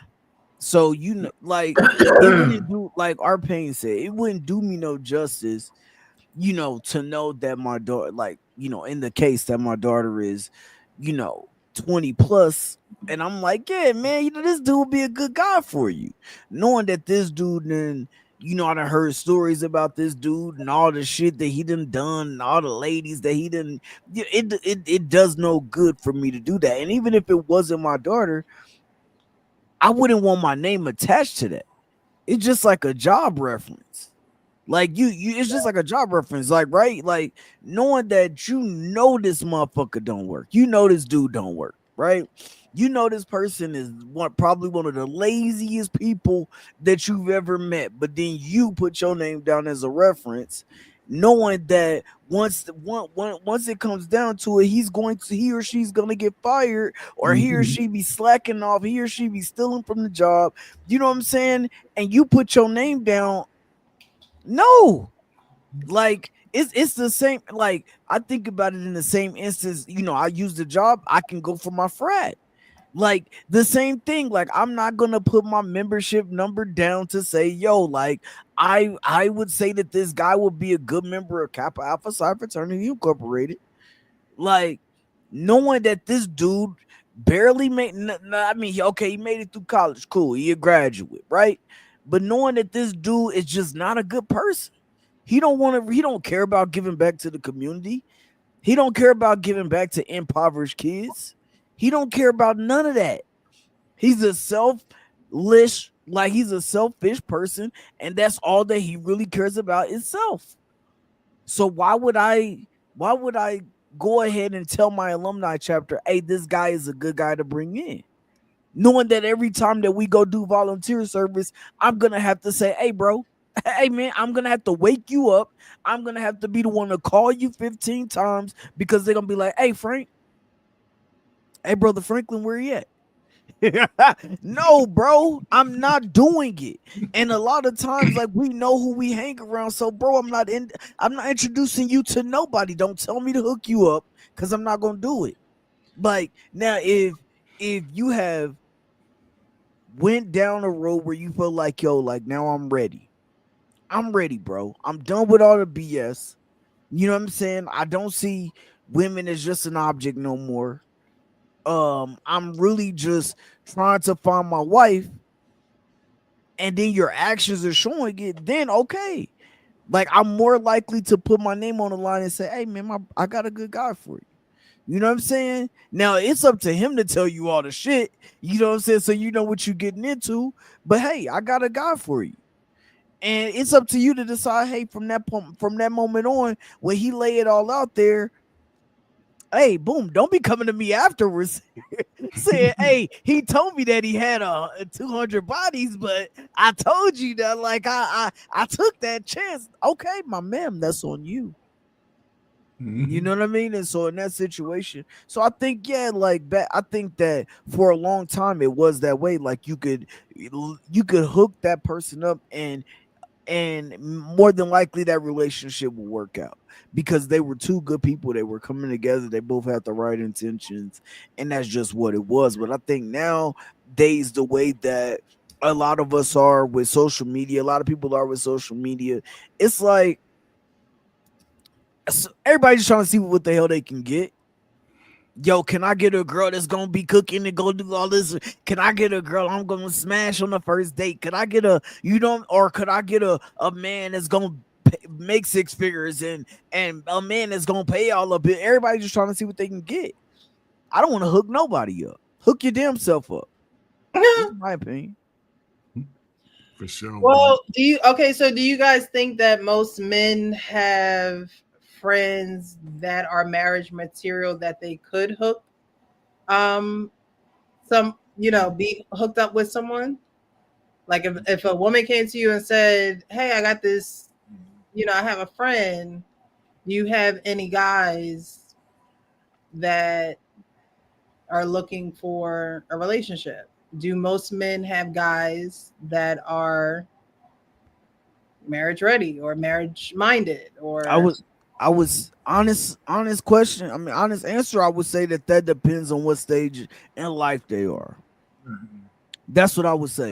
Okay. So let's just say 35 to 45. Okay, 35 to 45. Okay. At the time I was getting married, I had a whole bunch of guys. That yes. Then I would say yes. Yeah. Most of the guys about close to 40, they thinking about getting married. And they might have thought about it early, just didn't work out. And about 40, they looking and they ain't even, it's just a difference. Like women grow up, sometimes men grow up, sometimes we have no choice. But if a man, if you like Frank said, if you know a guy that's been consistent, working ever since he was 17, 18, he's probably the best guy you can marry. And he a little boring. He might go to the fair and go to the movies, but he ain't doing all that fairy tale shit. He ain't. He's just a guy that, you know what I'm saying, just a normal guy. Nothing. I mean, he ain't. We ain't going out to eat just for the ambiance so we can take pictures on YouTube and post our little meal. Now he'll go out to eat with you. He ain't trying to. I don't know. It's just again, I could be wrong. I'm not speaking for every man, but I think most guys that are wannabe husbands, they trying to lead, and it ain't about dictating. It's about the unit, and everybody gonna eat in the family. See, this is the thing. Not one a real dude. Everybody eats in the family. Everybody eats. Ain't no. You taking $3,000 to go do something over here with some friends and shit. Hell no. One thing people need to realize with the marriage also is you're going to have a lot of days where they're going to be monotony. You're not going to, your marriage, shit, man,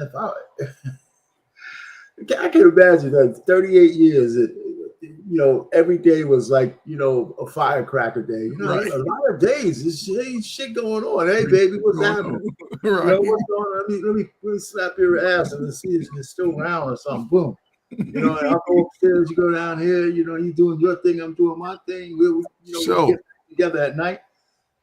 So, so that's why you have to plan stuff, right? So that monotony, you have to purposely try to break that monotony every so yes. Right? But most of the time, it ain't exciting. It's not one of these kind of things. Now, if you're really rich and you live in that kind of style, your way, hey, honey, let's go to Paris, man. I want to eat some of that frogwa and shit, and then you could do that if you have that kind of lifestyle. But most people just live day to day and make the best of it. You know what I'm saying? Yeah. So I hear you. So that's why you have to have somebody of that mindset. And that's the point. People's mindset is broken today. The programming is strong. And I hate to say it, I think it's stronger in the women than it's definitely in the men. Especially now that the men are starting to say, hey, listen, you know what? Now I understand. We've been under all kinds of attack for decades. Now we're starting to get a voice with YouTube and all this other kind of shit. And now we're looking for specific kind of women. But women are looking for traditional men, but they don't want to be traditional women. So that's what's broken. What's a traditional man? Men who will take care of things, not just financially, but the environment that you talk about, the provision that you talk about, is that women are. You say, no, you get a chance. Yeah, Arpane. No, let Arpane finish I what mean, he. No, I was gonna let him.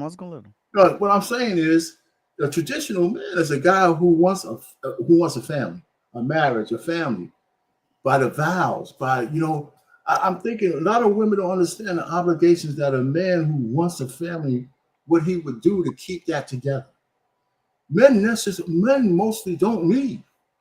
We get comfortable from the standpoint that I got the wife I want, I got some kids growing up, and I got some obligations, and it motivates me to make sure that everybody's okay.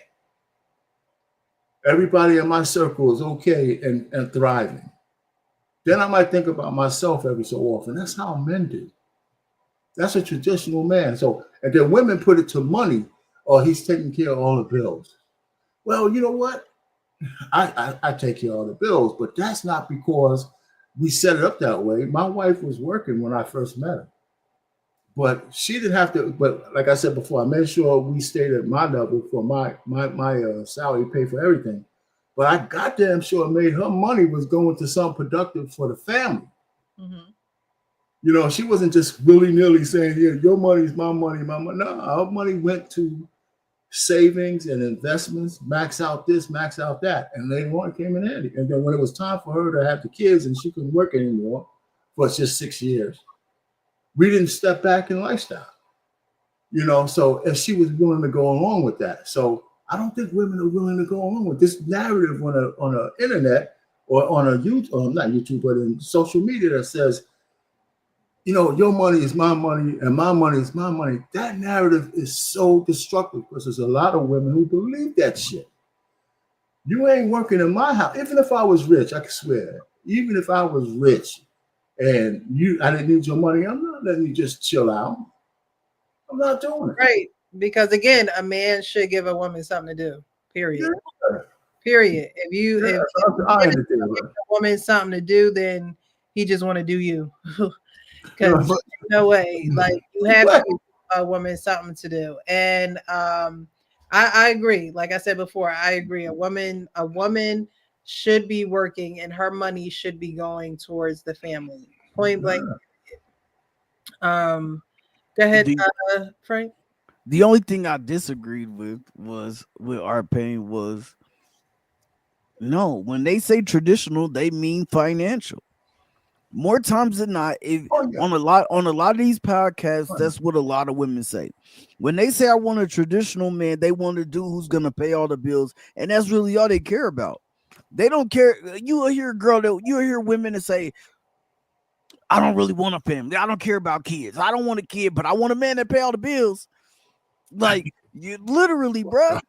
So you know what I'm saying? So more times than not, that's what. And I'm not, of course, this isn't for all women because I just think that the minority of women, they don't like there's not a big enough platform for them, for the women who actually do care about the traditional aspect. But when they say traditional, they actually mean like the traditional aspect of the relationship where she comes in and makes that house a home. When she comes in and do the things that she feels like or that she knows that a wife is what should be doing, wants to do, is willing to do, and have absolutely no problem with doing those things. You know what I'm saying? She wants the children. She wants to do these. Like you will hear women even that have children that say I don't want no more children. They're single, right? And but you want a husband, knowing that husband is more times than not going to want to make a little you, unless he has a bunch of kids. Like he's going to want to make a little us. He's going to want that. But she'll have one child at the age of 30, and then she's trying to get married at 37, and she's like, I don't want no more kids. I have my one and I'm done. But I want a traditional man. Like, you think this man is gonna come in and take care of that kid and not have another, like not have one kid of his own with you, but y'all just run off with life together? Like, it's just more times than not, it's just not realistic. Well, again, right? You the nuance of what you're saying, I agree with. They want traditional men, but they don't want to be traditional themselves. For sure. That's the So, bottom line of it. so a woman who has one kid and wants to get married but doesn't want to have any more kids, what man should she should it should be a non-traditional man? Like Oh, what no, tradition has nothing to do with I'm not saying that because she. no, I mean, if she wants a good guy who doesn't want any more children, then that's perfectly fine. that's fine, perfectly fine. But I'm just saying that a lot of men who want to get married, you know, that if I have a wife and she's coming in and she has one child, right? I have one child, like I'm gonna want a little less. Like, and I think a lot of men feel that way. Like they're like, yo, now if they have 3 kids already and you have one kid and you say that I don't want another kid, then guess what? Like he's gonna be like, it's cool because I already have 3 kids. It's cool. We can raise your 12-year-old, we can raise your 15-year-old, and we can, you know what I'm saying, do our thing, and then they're out of the house soon, and then we can have us. We can do our thing. And that just is what it is. But if you got a small child, like you got a 5-year-old, a 6-year-old, and then you're like, well, no, I'm done. Like, okay, well, you should find a man who has children already, who does not mind raising children and want to go through those life stages with you, and then y'all are cool. But yeah, you can't. I wouldn't expect a woman to come in with me with a younger daughter. If my daughter was 7, or 6, and she doesn't want any more children, and all her children, and she has 2 children, and they're 13 and 14, but she's like, okay, but we're gonna have to raise your kid from 8, 9, 10, 11, 12. My kids are gonna be out of here in 5 years, possibly. You know what I mean? I wouldn't expect her to just be like, okay, cool, that's something that I'm willing to accept. Like, and I think that would be a realistic expectation for me. Yeah, but the point is you mix and match. I just think that if it's a single man who marries a woman and she's still of childbearing age, he's definitely going to want to have a kid. Now, but see, all of that stuff, sure. they should never be married. Listen, Megan Good married that preacher, right? She told him that she didn't want any children. He thought that he would be able to talk her into it after, some years. That's why they divorced, because she wanted kids. So that you definitely have to have that under before you take those vows. You got to know. Yes. You can't be thinking you're going to talk a woman into having a kid. Right. Hey. Yeah, sure. But honestly, I think a lot of people believe that though. I know because that. they're like, I hear you. Because they're like, yo, like I did, like not even just that I did something that nobody else would do if she was never married before, right? Right. Like I gave you, I made you honest one, and I gave you my last name. We did these things, and I'm asking you, I understand that it was probably up in the air. You didn't want a kid, or maybe you thought like one day that you would want to have one. But she and said then we get no, married, though. and then you say no. It's like you're But like, she but I said gave no. you. But I gave you a wife now.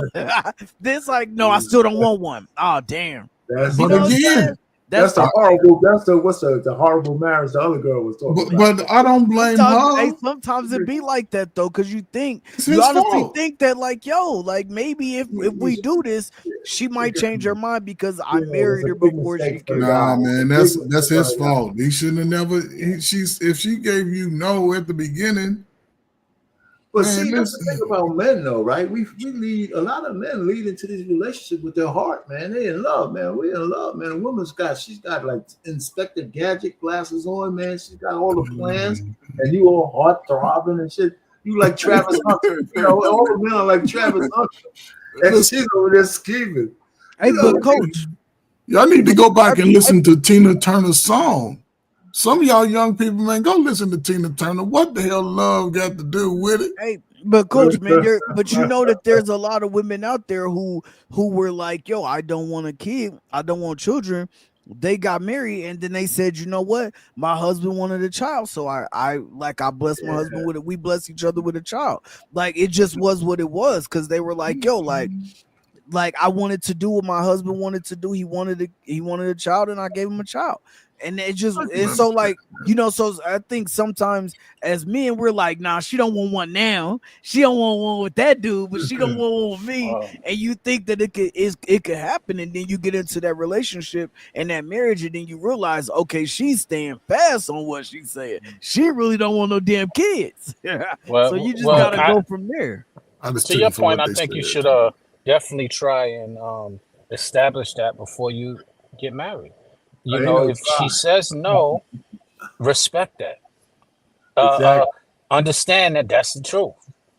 And if you got other things, then it's like Coach said, it's on you.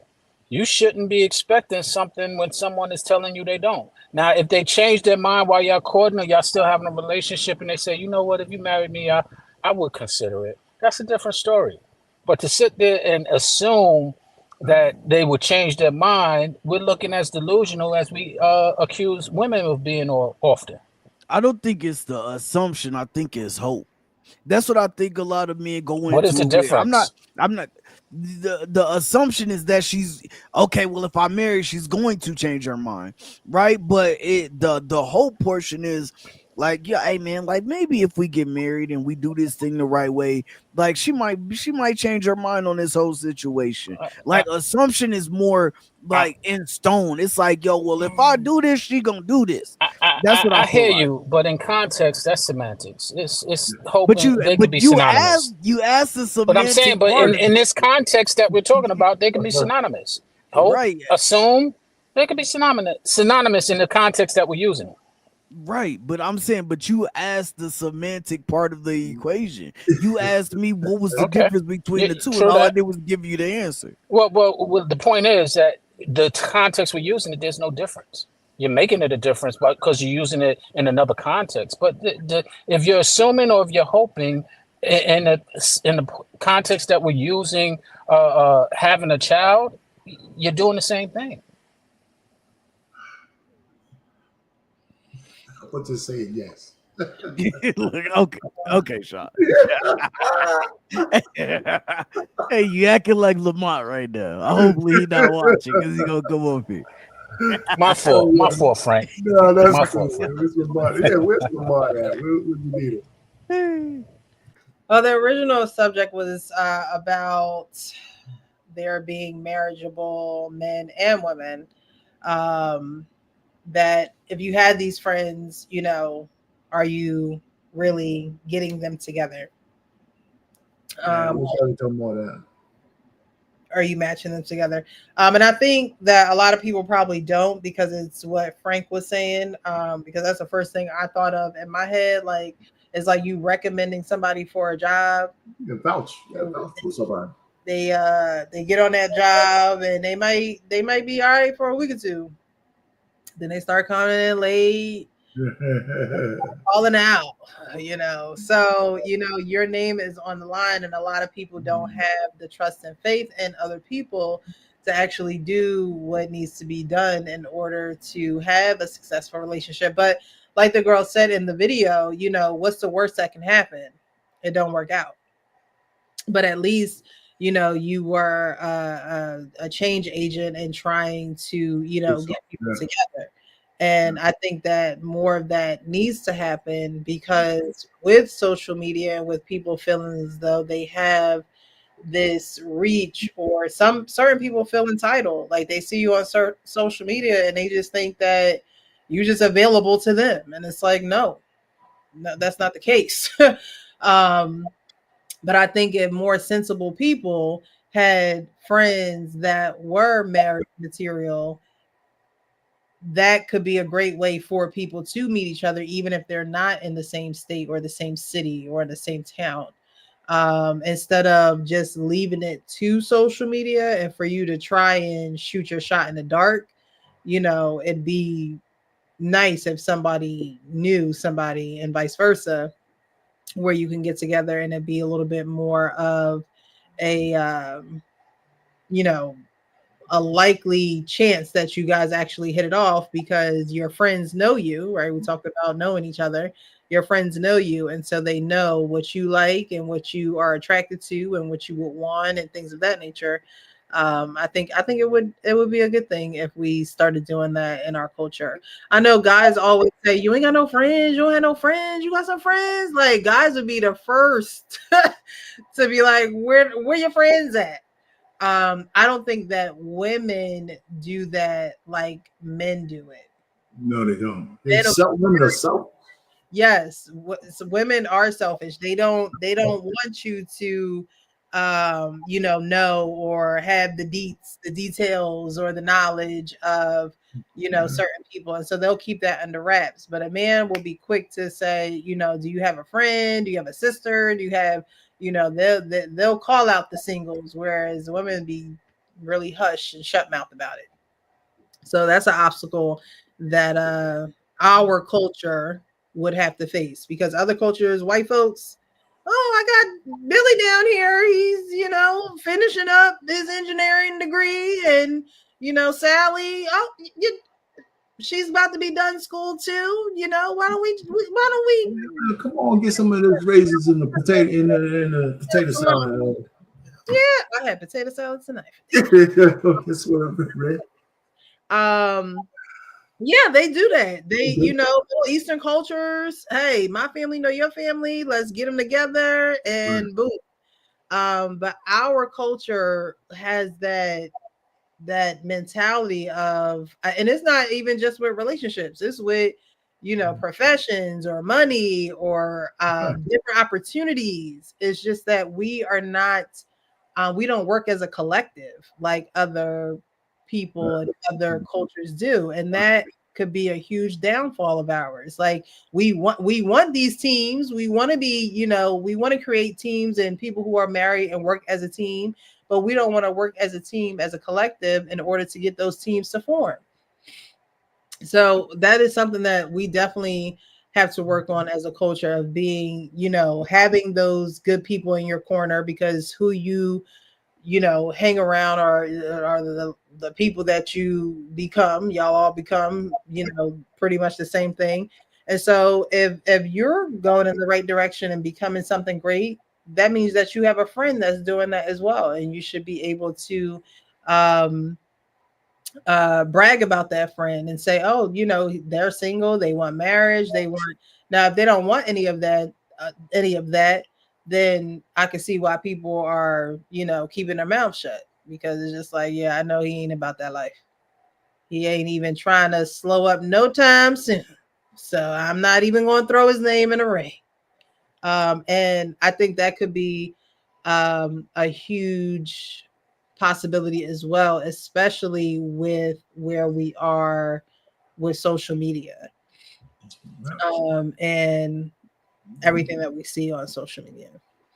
All right, so the next video, she talked about, remember, all of these are based off of the first video. Again, if you're here, definitely like the video, share, subscribe, and turn notifications on to all so you know when we go live. We're going to be moving on to the next video. Now, this video I thought was cute. We don't have to spend a lot of time here. However, I think it is important to acknowledge and to spend a little bit of time on, because she talked about not knowing your significant other. And I touched on it a little bit too, of a woman doing things and a man just not recognizing it because his mind are on higher things that are concerning the family, and it just passes him by and he doesn't even realize it. So this video is a cute little video that I saw on social media, because we're told that you can't read our minds, and that's something that we're going to have to accept. It's like, I'm just kidding. You can't read our minds and we can't read your minds. However, you should teach someone how to treat you. I do believe in that. You should teach, train, whatever word y'all want to use. Okay. You should do that. That should be a necessity if you're going to be with someone. They can't read your mind, and you shouldn't assume or have hope that they are going to do what pleases you, because what they do might have pleased the last person, but it ain't going to please you. And they're going to be doing so much of it, and it might agitate you, get on your nerves. Like, why do they keep doing this? Like, I just don't like this. But a lot of people have to speak up and be honest too. I think that's a huge hindering factor of why we're not progressing where we should be, because people just, they're just not honest with other people, and it sucks. When I'm out. Hold on. All right. All right, let me rewind. So there's a husband and wife, and she gets in the car and does this.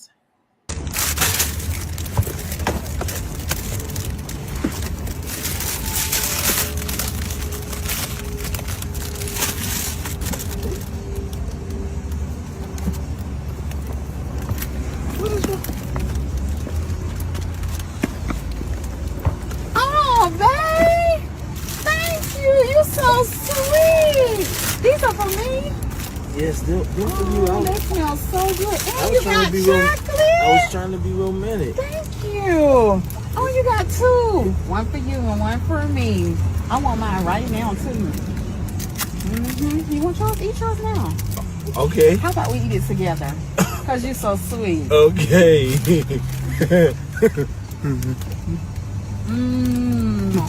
Ooh, that messed my lip gloss up. Hold on. Oh, that's so sweet. Did you think of that all by yourself? Yeah. Thank you. I did.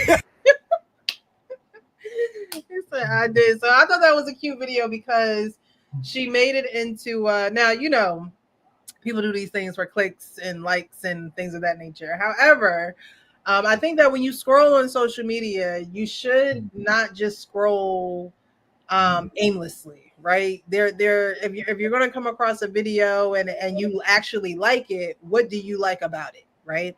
And so the thing that I like about this video is that while they probably do skits like this all the time to teach others, it helps you realize that you can get your needs met and you don't have to, excuse my French, bitch about them, right? You don't have to, it doesn't have to be a, well, you never get me flowers and you never, you know, get me this and you never do that.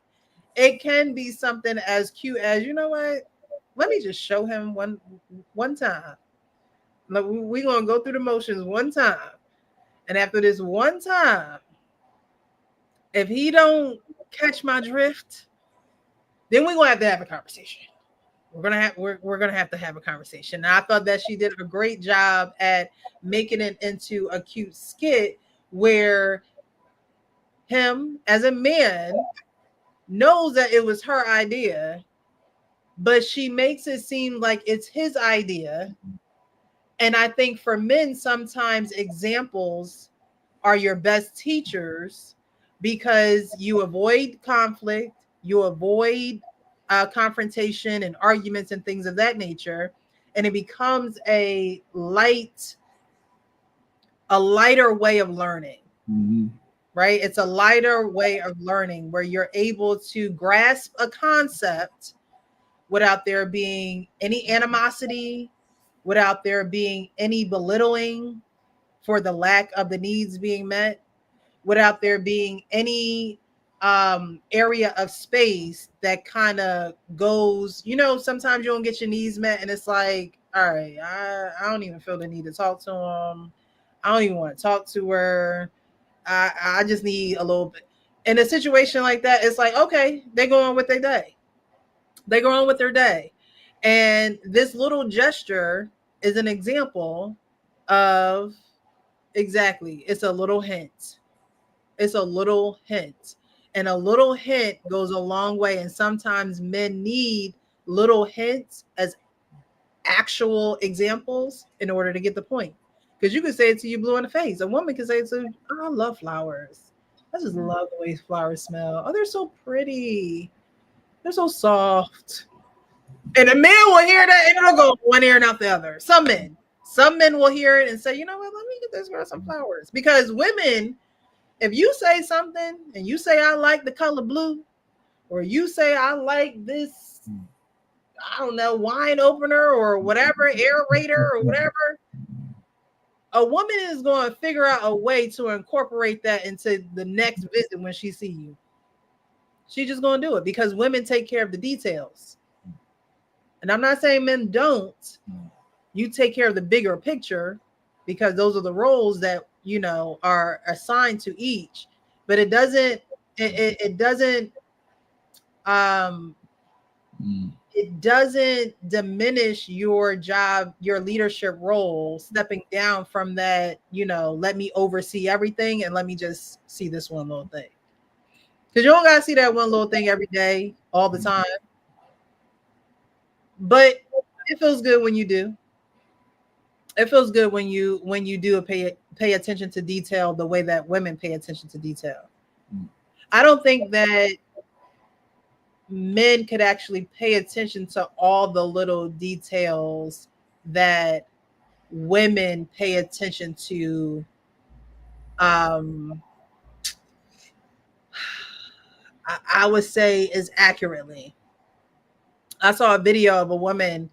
I think it was. I think it was a pastor who said it, but she was saying how a mom was getting on herself because she didn't feel as though she was a good enough mom. And so she runs down the Mother's Day and she goes, before the mother goes to sleep, she wraps the food that she cooks, puts it in the microwave, writes a note to the teacher, puts out money for the school lunch, then goes and brushes her teeth, flosses, and then puts calls a co-worker for the next day to remind them of something and blah, blah, blah, blah, blah. And it's like a whole list of things. And then it says, and the husband says, all right, I'm going to bed now, and just goes to bed. He just goes to bed. That's all he got to do. He just have to go to bed while mom is making the appointments. She's making sure that the coffee machine is prepped for the next morning. So all you got to do is go in there and press that button. She's making sure that the lunches are made for the next day. And so when you guys do it, when there's a taste of you doing it, paying attention to the details, oh, that feels good.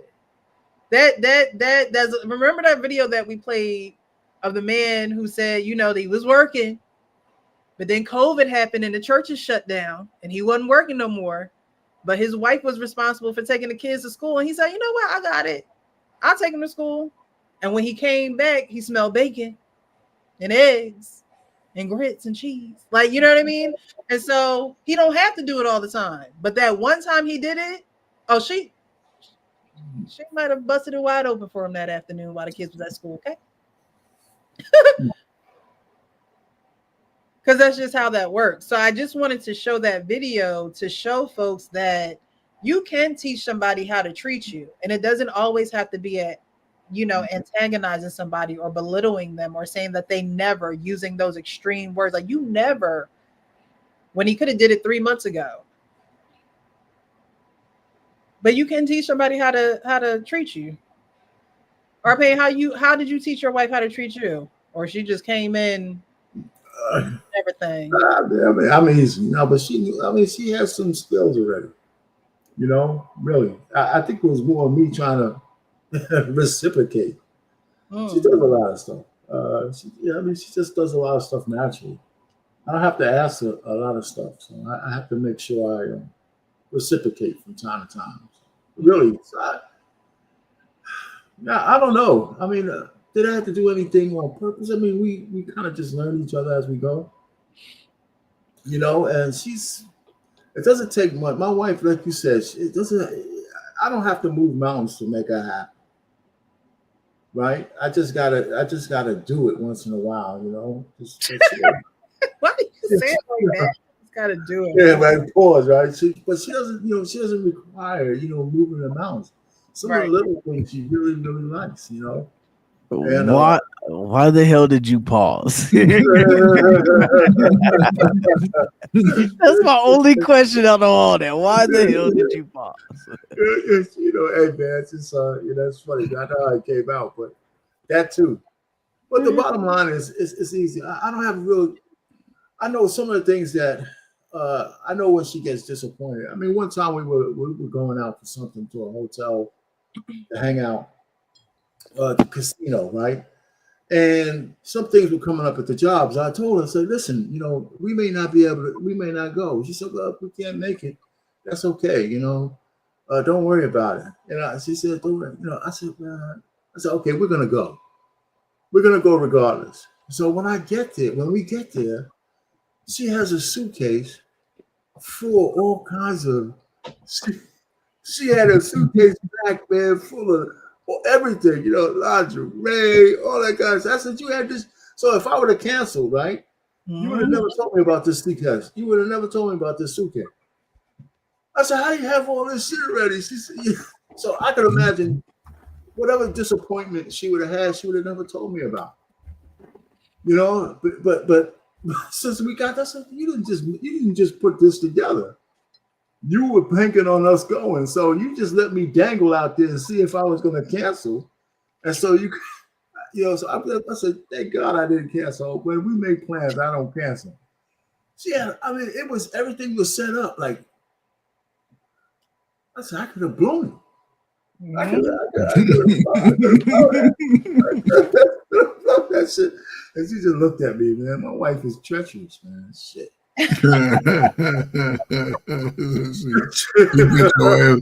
got your ass together quick. Like. Well, women have their ways of testing men, and and it's not let me test you to because at that point she knew she's with you, she wants to be with you, and things of that nature.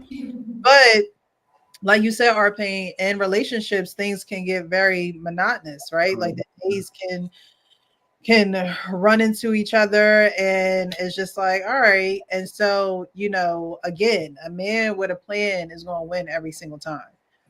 You're just going to win every single time, because women pay attention to detail so much that there are just times where we don't want to think about detail. We don't want to think about planning anything. We don't want to think about adjusting a schedule unless we're off, unless it includes us being off. We just don't want to do those. And so when men do it, it brings a ball of joy. It makes a woman feel like a little girl again, like someone saying, go get dressed for the dance or for the ball, because we don't have to worry about anything. And I think that, and it doesn't have to be anything extravagant. Like we don't have to be going to a dance or a ball, but getting away from that monotony and switching it up a little bit and adding a little bit of excitement. So, that lingerie was an excitement. It's just like, all right, he came through. He was a man of his word. And so I got to come up and I got to come through too. I got to be and that's the teamwork. That's the yin and the yang. That's how you actually come together and create that energy in your relationship, because one is doing what they're supposed to be doing and the other is doing what they're supposed to be doing. And so when you come together, it's like a ball of fireworks. And so, women do test men in that way. Like, okay, it's been a few weeks. We haven't gone on a date. We haven't gone anywhere. We haven't done anything. And she might be like the woman who threw the flowers at her husband and got out the car and did it again. And, oh, you got these for me? Or she might be the woman, hey, are we, I know you mentioned a couple weeks ago that we would do X, Y, and Z. Are we still doing that? Are we still on for that? The follow through? What's expected? Go ahead, Coach. I don't know. These skits are interesting. You know what I'm saying? I would maybe I'm just hold on, Coach Ferg. Thank you, the actual King Smith. I did get your Cash App, so I appreciate you, as well as Darnell. Both of them sent me a Cash App around the same time. So thank you. I appreciate you supporting the platform. Maybe I'm naive to these modern marriages and how they operate. I don't think most men are out of touch with what their wife has going on. I think women love to plan like little getaways and little trips and things like that. A man will come along. You know what I'm saying? Like, right. But what I'm saying is, it's not like we don't want to go. Okay. You know what I'm saying? We're just experiencing it as it comes along. We're not imagining sitting in the whirlpool, sipping on yak. We don't go through all those fairy tale setups. We just like, are we going? All right, okay, cool. You know what I'm saying? Then when we get there, we accept the surprise. Going along sounds like you putting your son in the back. No. I'm using it as that, but if we know the wife is planning something for us, pretty much she's going to be saying, listen, I'm going to plan a trip over here, da-da-da. Never been there before. It might be cool. We ain't gonna be like, oh yeah, I get to go sit in the pool, and we ain't don't operate like that. We just like, cool, let's go. What day? Okay, let me take off from work. Okay, y'all not supposed to operate like that, Coach Fur, because you're men. Like no, but that's what I'm saying. If I'm a man and I got to figure out how I'm gonna get up on top of this roof and make sure everything is paid and all the cars is gassed up, and I still got to go to work, and I still got to cut the grass and make sure I got plenty of groceries in the refrigerator. Let's go relax. Cool. We don't like, I've been thinking about that place so long. We don't do all that. And you know what's crazy about that, Coach?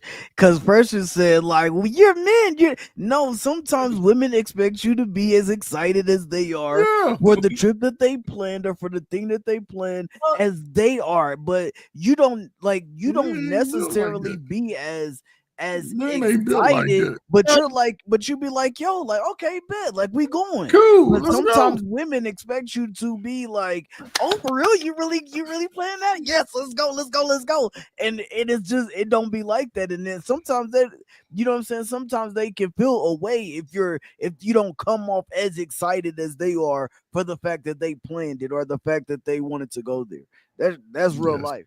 So y'all flip the script of a woman planning something for y'all. And I was initially talking about y'all planning something for a woman, and the way that she would react. So of course I wouldn't expect it the other way around, because men don't show that type of excitement. Honestly, you probably show it more with your boys if y'all were about to go to the cigar lounge or to a game or to, something that you like doing with your time. And there is nothing wrong with showing some type of excitement. There's nothing wrong with that, as long as you're not, like, here we go again. Like, I guess I'll go. I guess it has been a while. I guess we'll go out. No. For me, it's like I one thing that is a pet peeve of mine. Oh God, Lord Jesus. One thing that's a pet peeve of mine is if we are out together and you just huffing and puffing the whole time. Like, yeah, that you gotta enjoy the experience. Don't we don't have to go out. We don't have to see each other. We ain't gotta do it. Don't do it. We ain't gotta do it. I feel like I'm getting on your nerves. I feel like it's a chore for you to be here. I feel like you're not excited to be here. But most husbands ain't gonna do that, Precious. Huh?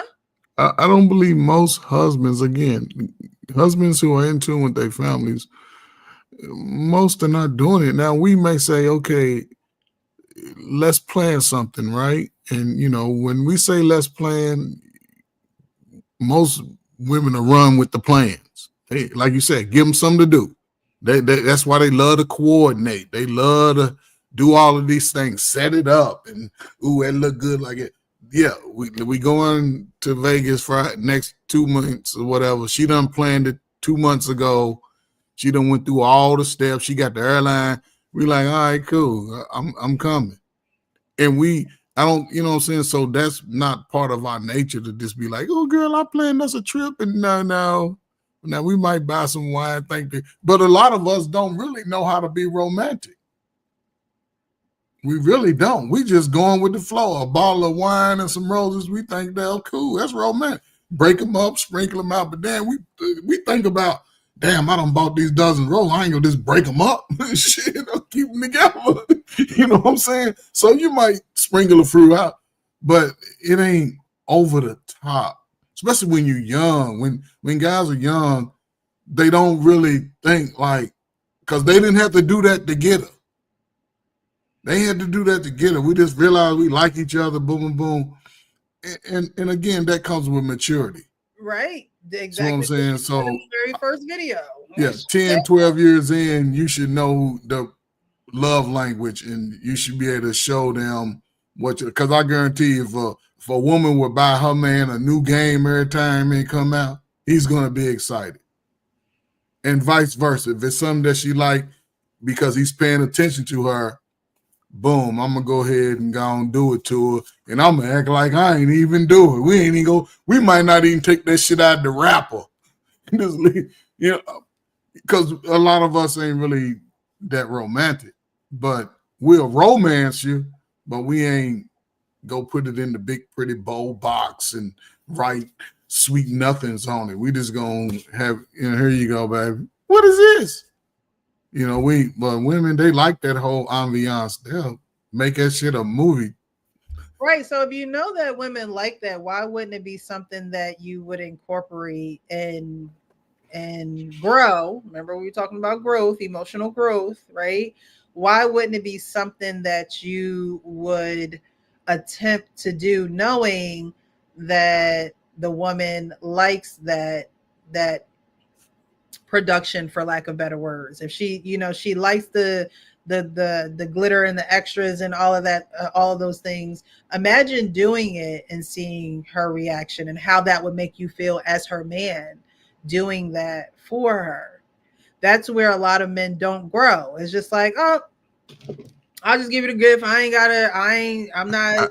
How many times a year you think that should happen? Won't even say I love you. The words on the card is just what the words is. I picked this card because I had the perfect words. I'm gonna just sign my name at the bottom and keep it moving.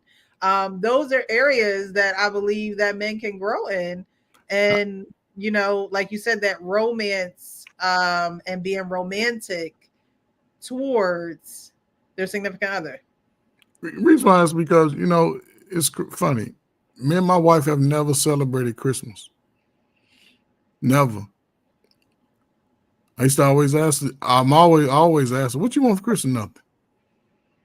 So Christmas go by, we have a nice dinner, and we have Christmas celebrations between us and things like that. But we never exchange gifts.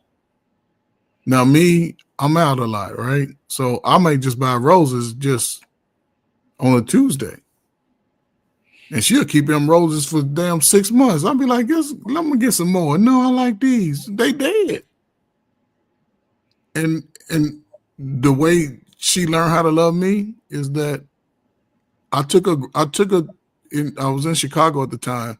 There was this massive meat store on the west side of Chicago. I took her to the meat store. It's a produce store, and they sell nothing but variety of meat, steak, beef. I took her there, and she's like, "Oh my God, I've never been here." Yeah. And I've been getting those finger licking meals ever since. Yeah, you didn't introduce it to a gold mine. I mean, no, but I showed her what I like, because I talked about these things. Like, it's important that I have someone that can do that. Not saying you must, but be able to, because during the holidays, I ain't going out to eat nowhere unless it's over somebody's mama house, but the mama better be able to throw down. So when I expressed that, then I showed her, then she, okay, cool. And for me, her things was, to me, like, just protect me. That was it. And I think I'm superhero anyway. I'm keeping my heater oiled up. I'm climbing up on the roof and washing the car, cutting the grass, doing a whole lot of stuff that she don't really have to do. And she works every day, all day. I wake up at 3:00 in the afternoon. And if I have to, what I'm saying, I don't really, I put it in a way where she don't have to be doing a whole lot trying to get her job done. You know what I'm saying? And we in the room, we may not, we go for hours without talking, but of course I'm respecting what she's got going on. And I'm still just being lazy, but taking care of stuff. We do stuff on our own time. It's crazy. But it works. So you're saying that she work all day, you take her to the meat market, and then she comes back? No, I don't do. I did that, but she works all day. She works all day.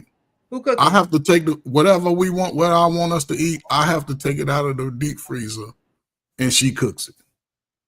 My God. You know what I'm saying? And I go get the food. My wife don't even have to go grocery shopping or nothing. But she's a cleanaholic. She like to clean everything. I'm like, she's like, no, clean.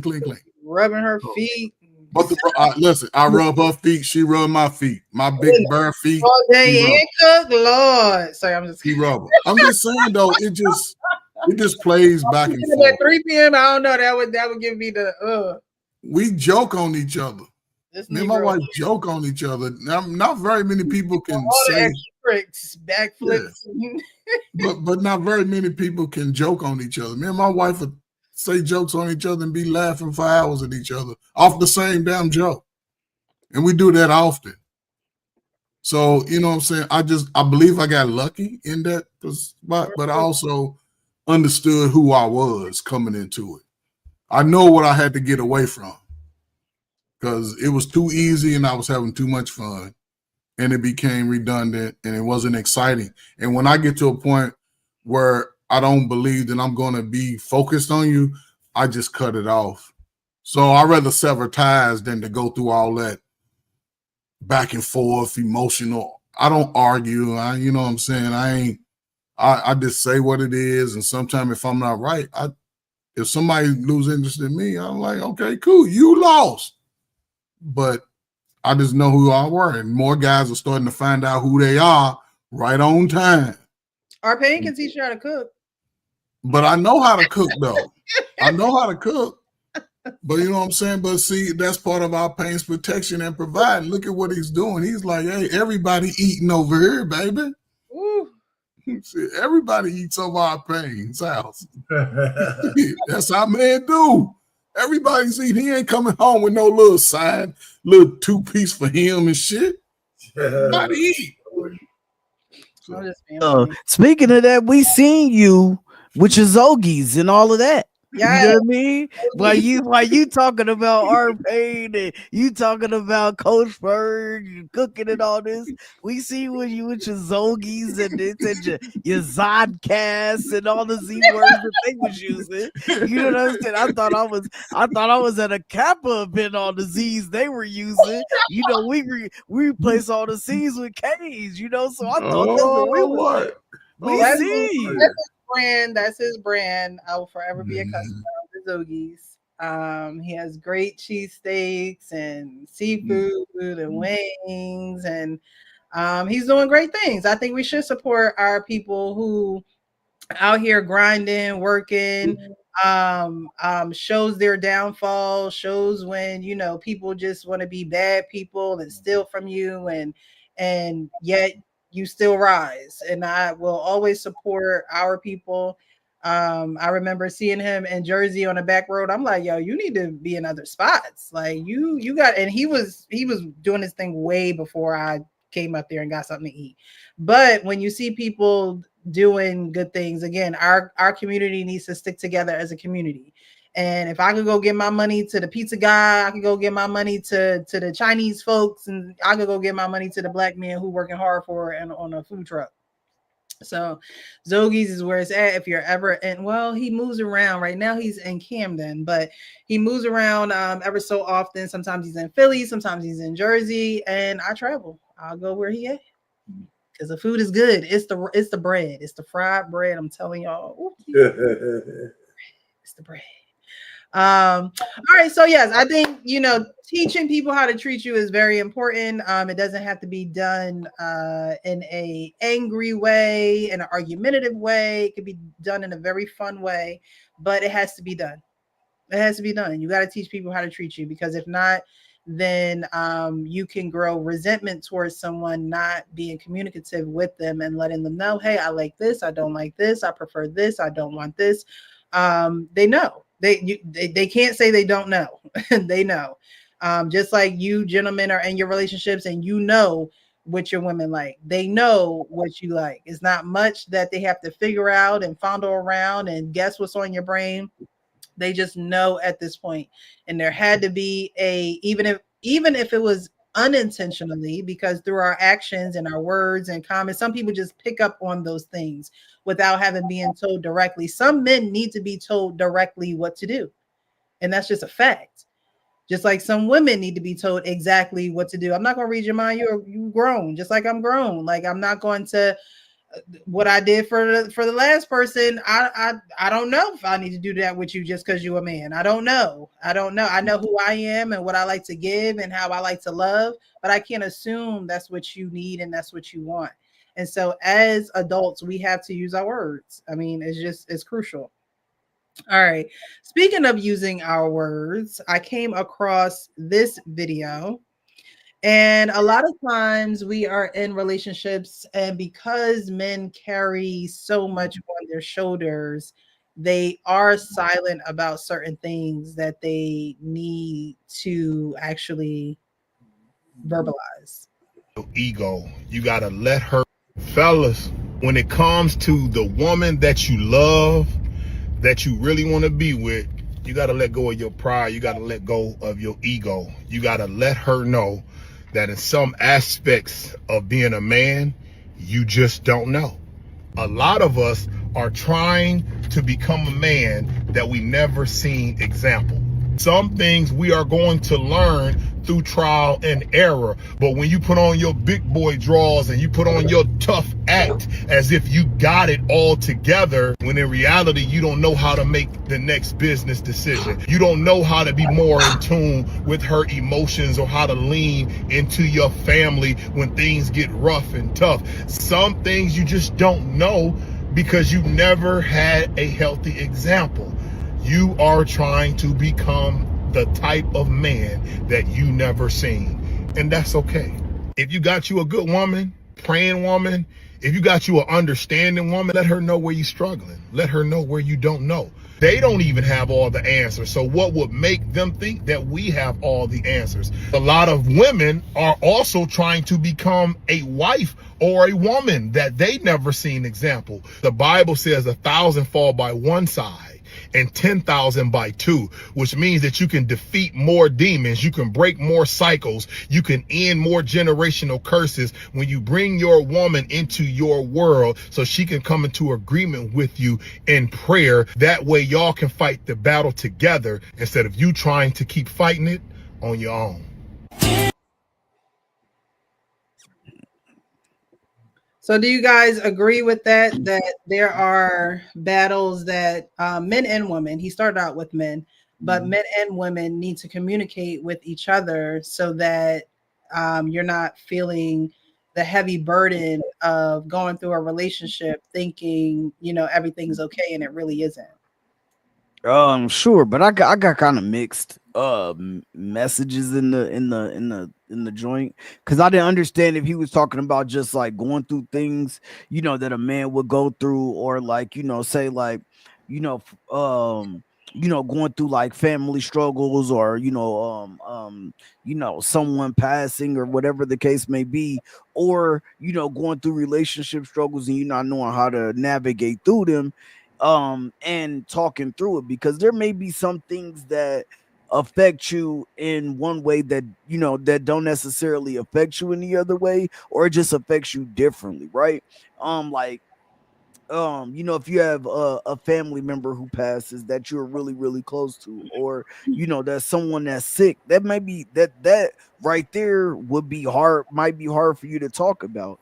And it could come off as like, I'm trying to just go through this by myself, but at times, like, you just don't know how to talk about it or to navigate through it. But when it comes to like a relationship aspect, you know what I'm saying, and you're talking about navigating through those, yeah, like, I mean, there could be some things like you might be, struggling trying to figure out your next move in life, or you're trying to figure out your next, whether I'm gonna leave this job to pursue something else, or I want to just do something totally different or go another way.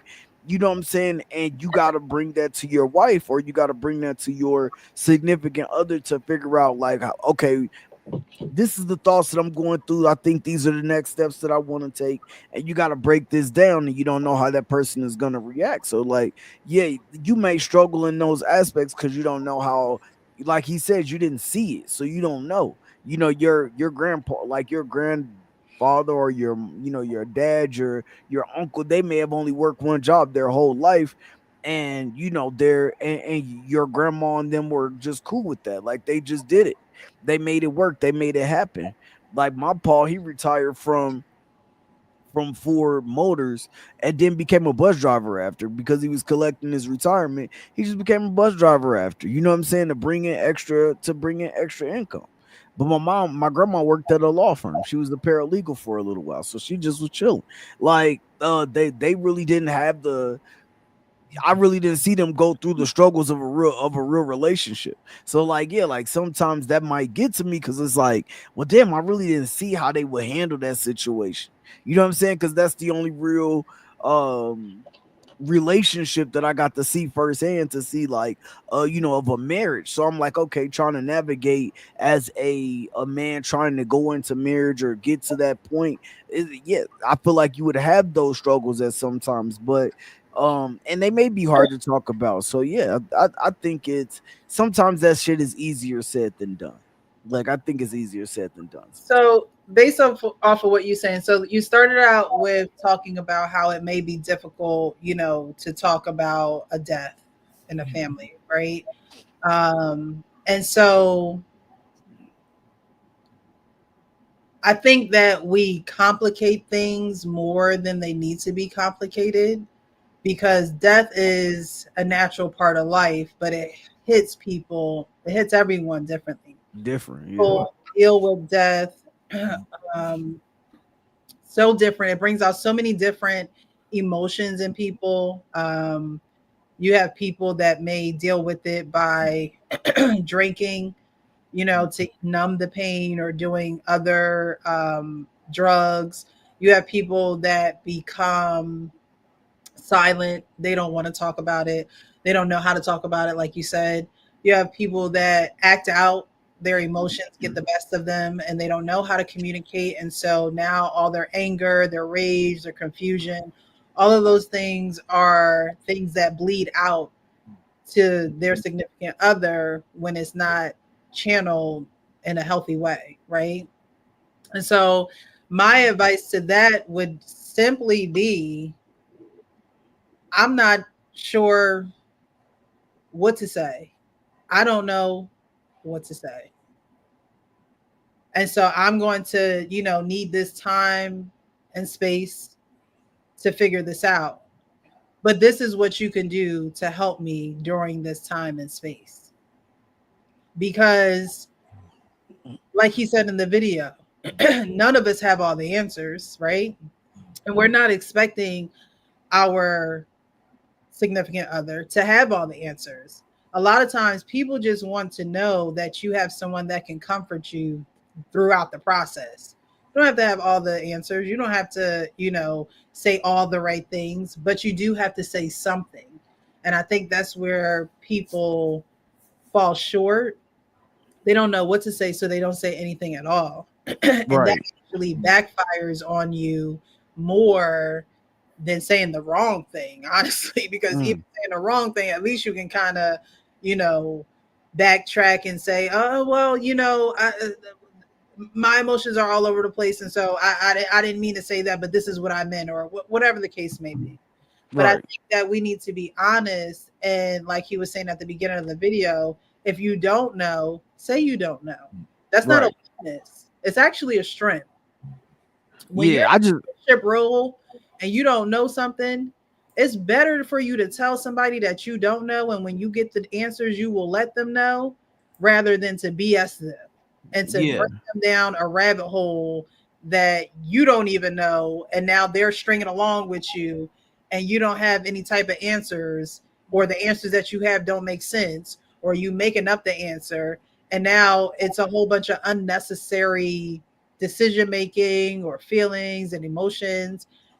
But when you tell somebody that you don't know, and that you're going and that you need space and time to figure it out, but this is what you can do during that space and time, I think that is an answer.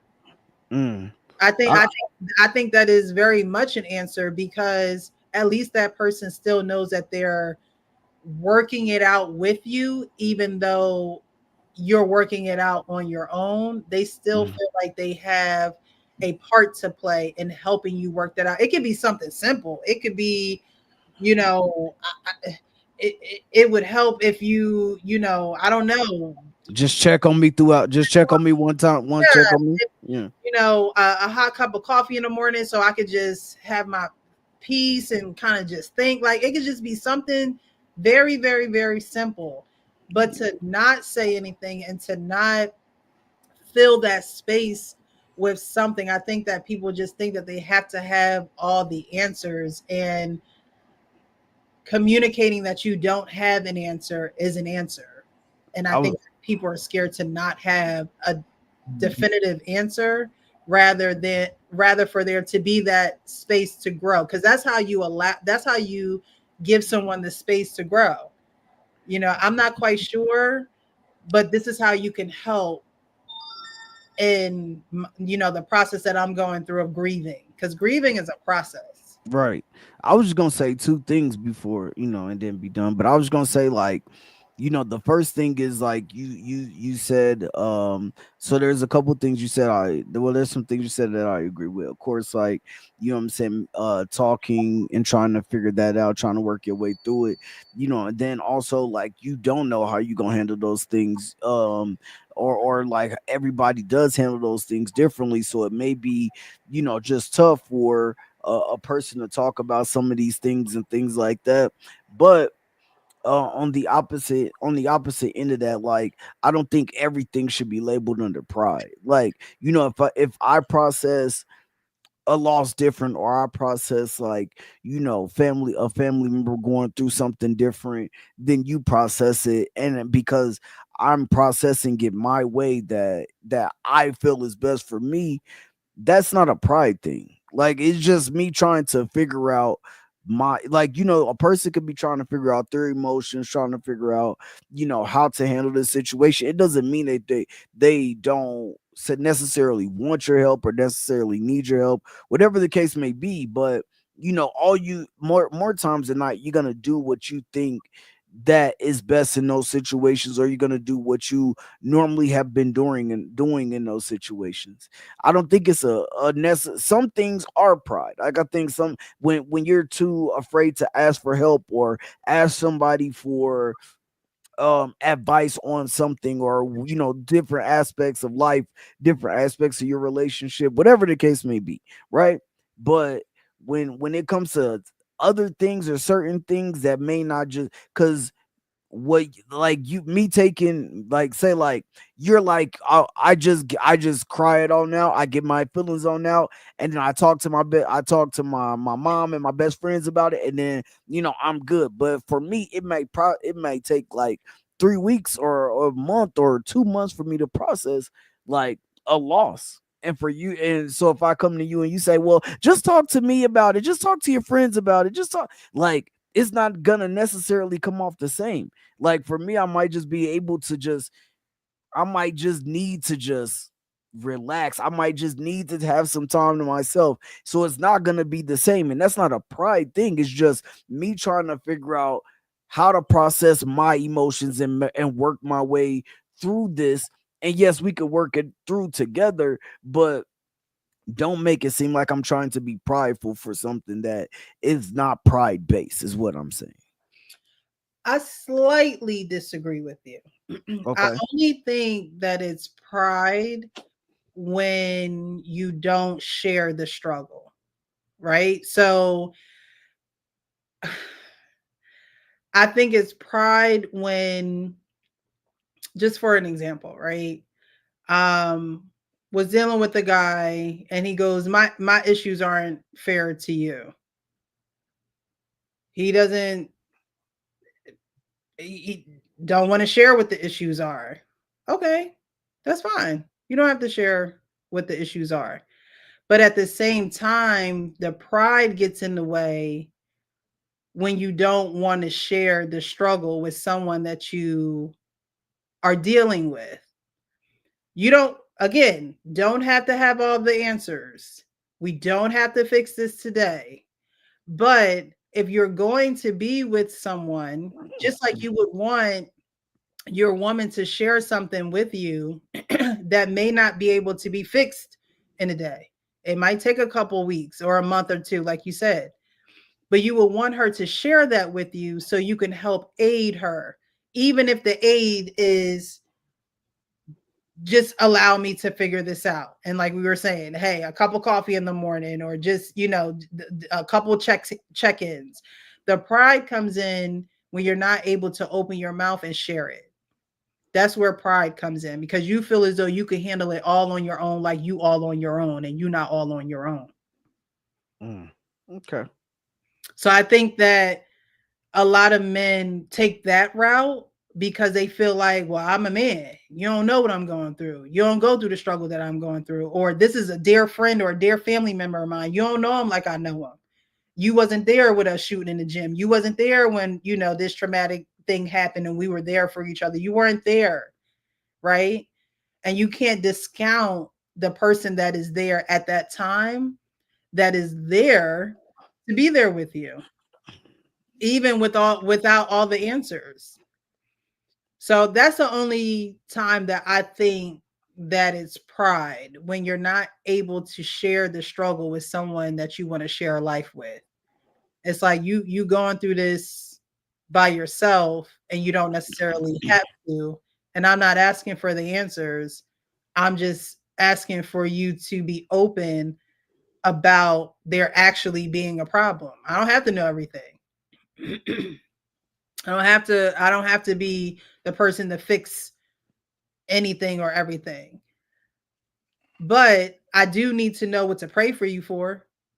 When I go to pray, what am I saying about you? Oh, I hope you're all right. No. I want to be like, oh, God, please help him with, his grieving process. Help him with, getting through this.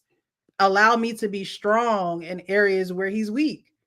That's what a woman is there for you for. She's not going to fix the problem. You don't have the answer to fix the problem.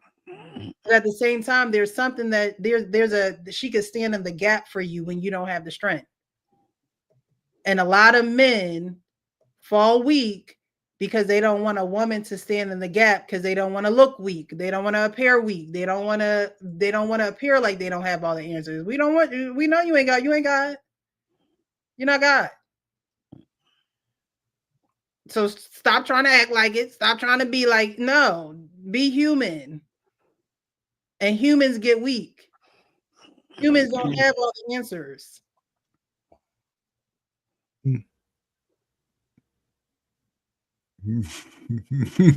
I want to hear what the married men have to say about that. I go first, man, because you've been married longer, and listen, and I don't even know what to say, but let me tell you, it goes. I believe. Listen, people are coming into these situations broken.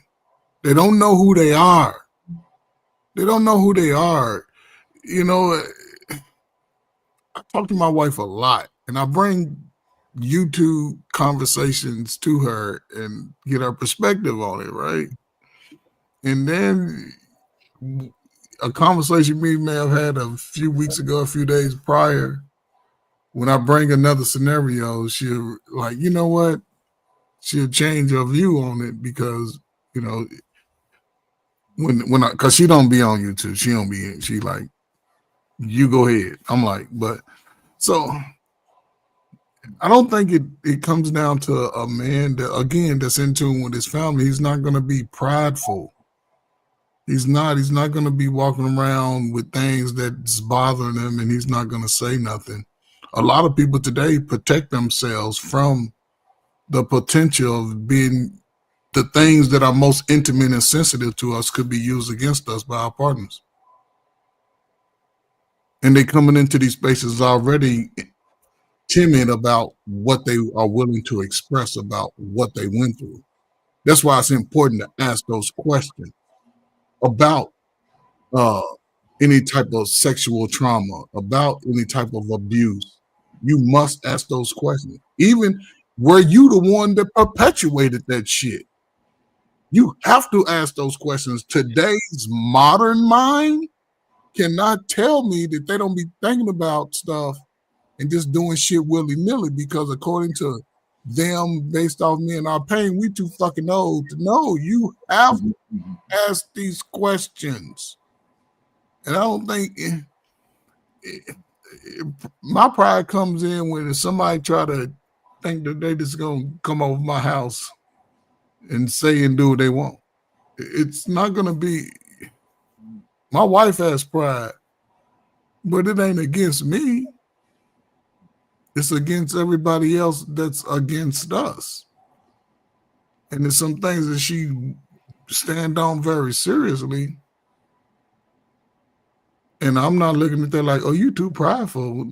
No. And I'm not saying I always learned this, but as you growing, as I've learned to grow in my marriage, that, you know, I'm prideful that she took my last name. And she's prideful that she has it. And even like, I guess people go through stuff, right? But my wife or husband, then I can be able to track from this day all the way back to the time where I can remember and tell her things that happened to me. Not necessarily how may they have affected me at that time, but I can go back and say, you know, things that have happened to me based off events that I didn't understand then that I understand now. Most people can't go back and retract when somebody violated them. They know the day and time. But in those moments in those moments, how did you handle that? Were all of those moments something that you were able to talk to your wife about? Like, even when y'all were just dating? Like, that's where they're talking about the pride coming in. But even in the dating part, it was some things that I told her, listen, I like a woman with a big ass. I like ass. No, I mean, like, where you said you felt like you were being violated, or you felt like something was wrong. But for me, you know, my father was an alcoholic. You know what I'm saying? That's something that, as I saw growing up, like, damn, my father was wilding out there in the streets. He was wilding. He used to take me when he's kicking it with a chick. He used to have me, come on, you my son. He had me. I'm like, and I didn't even tell my mama this shit was going on. But you know what I'm saying? So, but I didn't know. But see, here's where his pride kicked in. He didn't have that relationship with his father that he had with me. He take me to practice. You know what I'm saying? He's showing and cut the grass. He ain't show me. He just showed me how to start the lawnmower and said, nigga, push. Okay. You know what I'm saying? But he didn't go through all that. So he had pride in that sense. But when it came to us, like, I have 5 sisters, man. And my daddy was crazy. Didn't nobody mess with my sisters. When he had something to say about life, he gave it, well, he talked to me about it. He used to cry to me in my room and shit. I'm like, dude, what the fuck you crying for? But then when it came to everybody, he was like, you going to be a certain way out here. You ain't gonna do certain shit. You gonna deal with me. Cool. But when it comes to the relationship thing, if a brother knows who he is, there's certain things that he's not afraid to share because he's already understanding that that's part of the process. So not everything in life is going to be good. Most of the people that hurt you throughout your life are people that you expect to love you and care for you the most. And when it comes to other people I started meeting as an adult, when you got to a space or you thought you was going to just say and do to me, I could cut you off immediately and you probably never see me again for months. I wasn't going to argue back and forth with people who would affect my life just because I want to show up a certain way, prideful and loving myself. It just come down to self-love is all I'm saying. Love yourself over everything. And don't let nobody put you down. Say fuck you and move on. Cry in your pillow. Cry in your pillow. But I got you. I guess I just approached the question differently. You know what I Yeah, mean? I know I'm I off, was but this I was relationship shit is approaching it. complicated to No, I most was just approaching modern it people. from an aspect of like when you go through things in life, and you know what I'm saying. Sometimes as a man, like you want to deal with it yourself, but then Yes, you also, and your wife or your girl might not understand that you're trying to process it or go through it or but figure it out before you even talk about it. but Like but, I but want to Frank, figure it out, but sometimes but they think Frank, that if that's she's in pride. tune with you, right, then she understands what you're going through, and she'll just be there to support you when you ask for it. Even if you don't, she's so in tune to you, she'll let you know, like, hey, don't okay, don't do that. Come pull back. Let's talk about it. Just talking about it. Even if it might be 3-4 days, a week down the road, hey, you know what I'm saying? You want to talk about such and such? By that time, my emotions gone, and I'm pretty even keel. I don't get excited about stuff. You know what I'm saying, like that. But if it's something like with my family, she knows and she fills me in, and she's like, whatever you want to do. I'm like, man, I don't want to do nothing. 2 hours later, I got 20 solutions. So sometimes you just gotta, I see it, may question it earlier. You want to talk about it? Maybe later. Okay, cool. But then I'm seeing how you also operating after that. If it's starting to affect other things outside of you, me, the dogs, the house and thing, now we got to have a conversation about that shit. Hold up. Right, Now, where the money going? right, for I know sure. you know what I'm saying? Where do you know? But again, it's just being in tune, man. So Yep. I hear you, I man. don't know. Listen, I didn't. You know what? I really didn't have a problem with. Once I found out where he was going, I thought he was going to go into a lot of the mushy shit about being emotional, all this kind of bullshit. But I don't think I ever held anything back from my wife based on pride. Uh, if it got bad enough or something I thought she needed to know, or I was, because listen, guys who tend to hold shit in, then walking around the house brooding and not telling people around. I don't brood. I don't brew. There you go. Huh? Oh You well. Anyway, so brewing. that's the point. So if it's something I need my wife to know, I don't think I've ever held back because it's going to hurt my pride and all this other shit, man. Listen, man, my wife. I can get personal for some of the things she's done for me already. I don't have no pride with the wife, man. So she's seen me in some pretty bad times. Right. That's what I You was know, thinking. Like that's what I was trying to differentiate so what people would count as, the situation where people would say, okay, that's prideful. Or, the situations where you're like, okay, no, I understand that you had to actually that you had to process that before you wanted to talk about it. Cause I think that people get that mixed up. Like, because you don't want to talk about it right then and there. Well, don't be too prideful.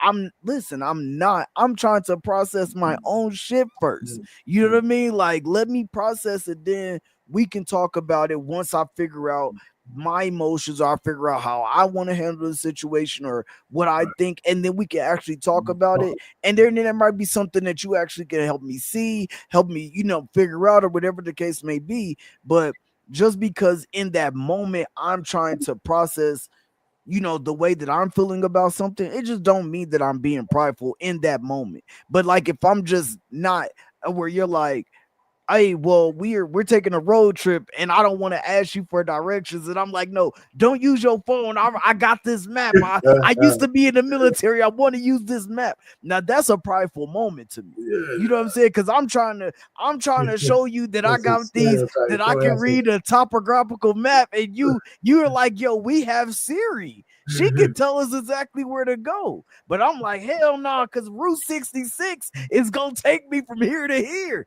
But you know what I'm saying? Now that's a prideful situation, but But you know what I'm you saying? see how you compared it to like directions and using Siri because Siri is not a human and Siri could get you there and why use the map and things of that nature, right? if you're with a woman and you vetted her and you see this thing going in a certain direction, prayed on it, all that good stuff, because I just don't believe in just hopping into relationships. You really have to vet somebody, right? But you vetted them and all that good stuff. And a woman's job is to help, right? And Right. so, like I said, the cheat code, like I was saying earlier, is it's prideful when you stay silent about it.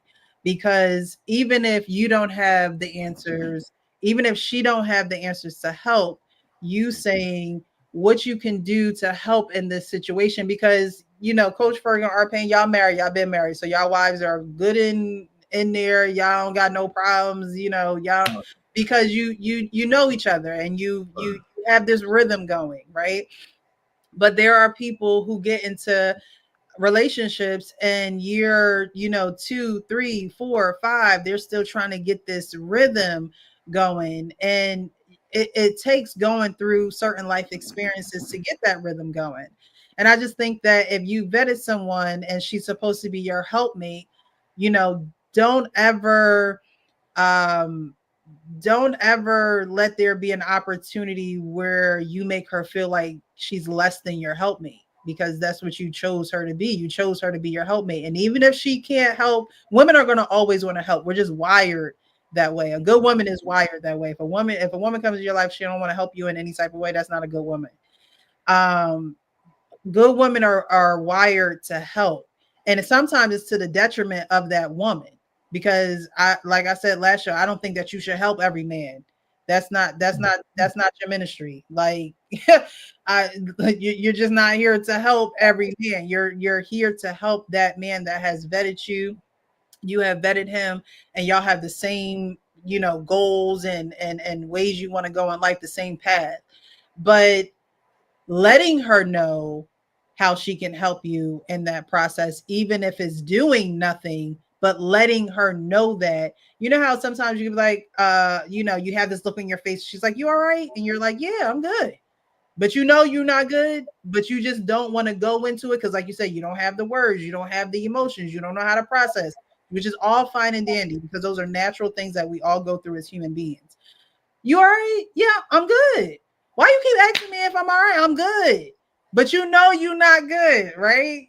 Those are the times where it'll be the way you can help me the most is just give me my space time and time to figure this out.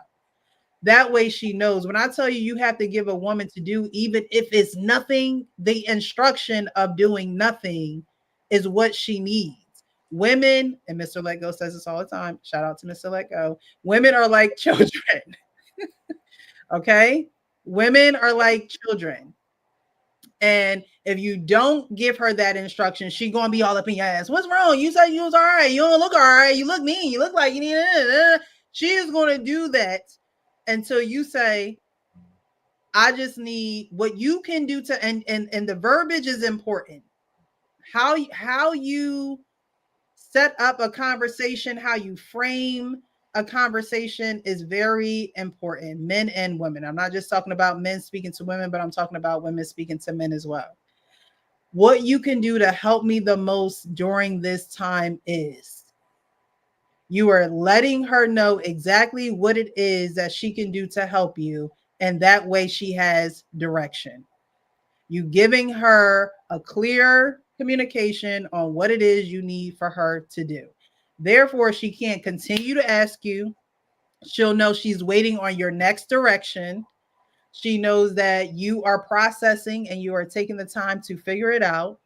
And she's going to still be that helpmate in other ways, making life easy or comfortable or relaxing for you. But when you don't say it, you actually damper your relationship a little bit. And same with women to men. Now, women need to do a little bit better job of the emotional part. You have to be able to emotionally regulate. You have to be able to emotionally regulate so you can frame those conversations in the correct and respectful manner.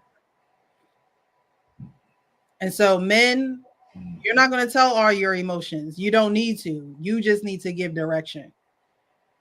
You don't have to say, "Oh, I'm mad and this makes me sad and this hurt me and da da da." What you can do at this time that will help me the most is ... Women, I'm very emotional right now. And so I think it would be best if I take a walk, if I go, do a hobby that you like, knit, or go play tennis, something to get your emotions regulated. But I think those things need to be communicated. So again, you know how to stand in the gap for one another. Because that when the communication is not there, is so much space for other things to permeate in your mind. Especially for women.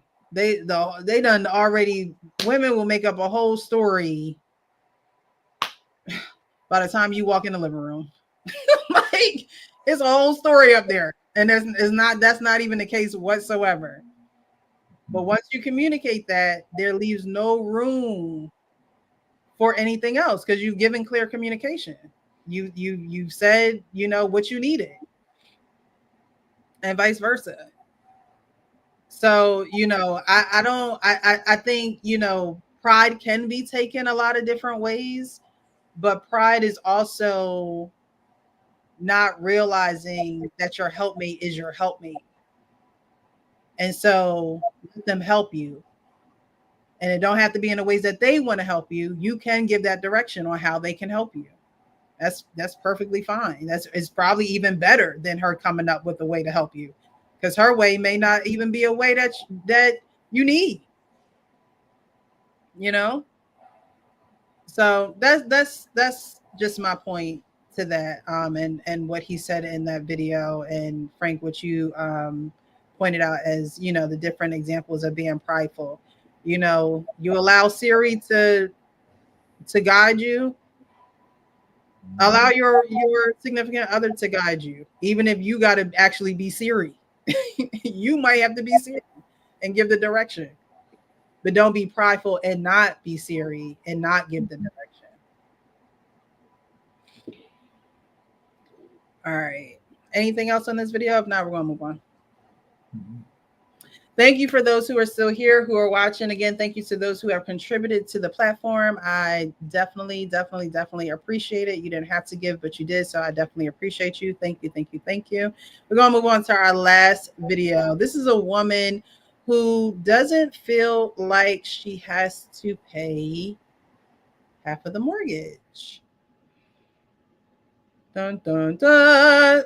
I got that from JLR Investigation. I've been following the Diddy trial on JLR Investigation channel, and whenever something comes up, he goes dun dun dun. It makes me crack up. I don't know. All right, here we go. She don't want to pay half of the mortgage, and here's why. Pay the mortgage. Yes.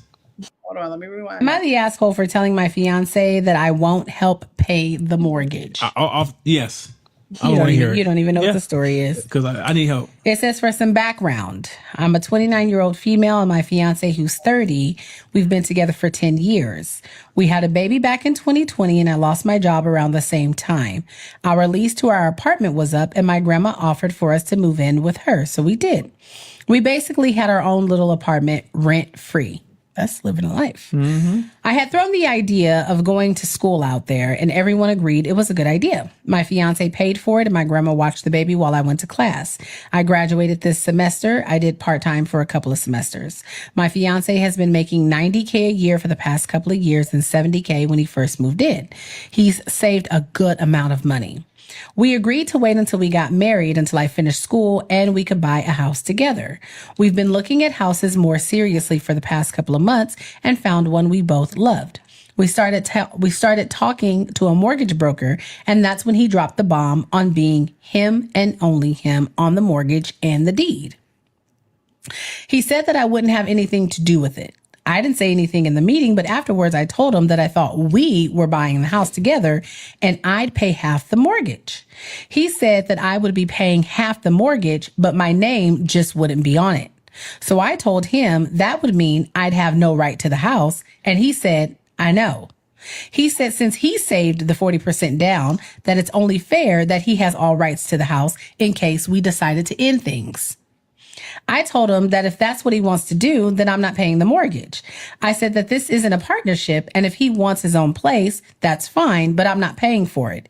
He called me a bitch, saying that he paid for everything for the past few years, including my schooling. I told him that I stayed home and watched our child, so we didn't have to pay for daycare, and that ended up saving us tons of money since I would have been the only able to work part-time. He said he didn't care and that I need to pay for half since I already agreed to it. So, am I the asshole for refusing to pay half the mortgage? No. That's wild. I was on the side at the beginning. Shut up. I was on the side in the beginning. But when then I got the details, that's wild. So what you guys think? You guys are idiot. You guys are idiot. Either he's an idiot and he doesn't love this woman.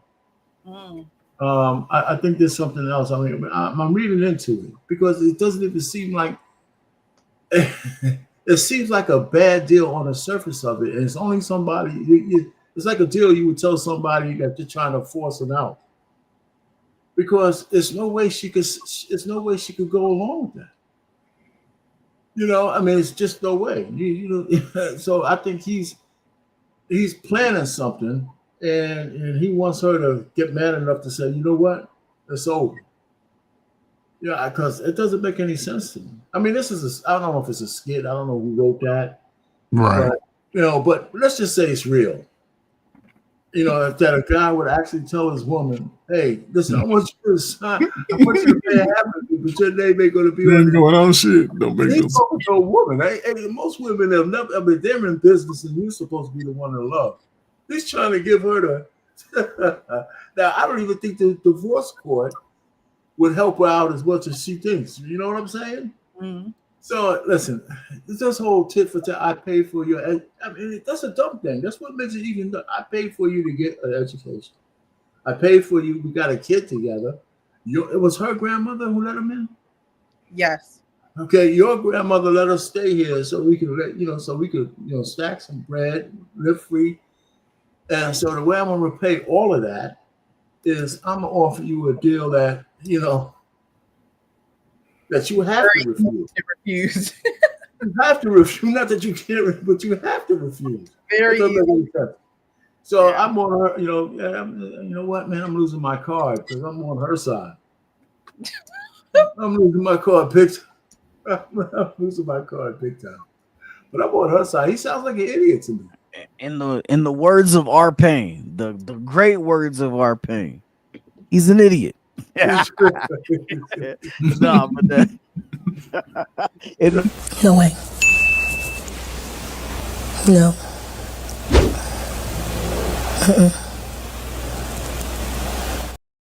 Listen, in the philosophical words of Coach Berg, it's the crack here. No, but and in the words of Precious, he wasn't real with himself, so he could be real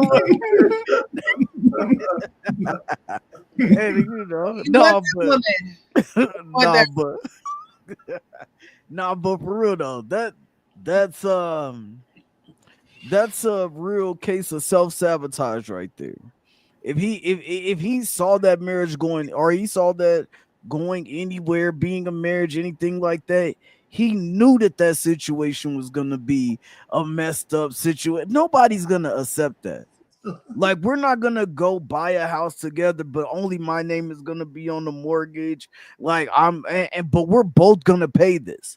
Now, you know what I'm saying? Like, it doesn't matter. Okay, so if I saved up the 40%, I already bought my house. Now I meet you and you move into my house. That's a totally different situation. Now we get married and we're on our way to marriage, and then you move in and we do our thing. We get married.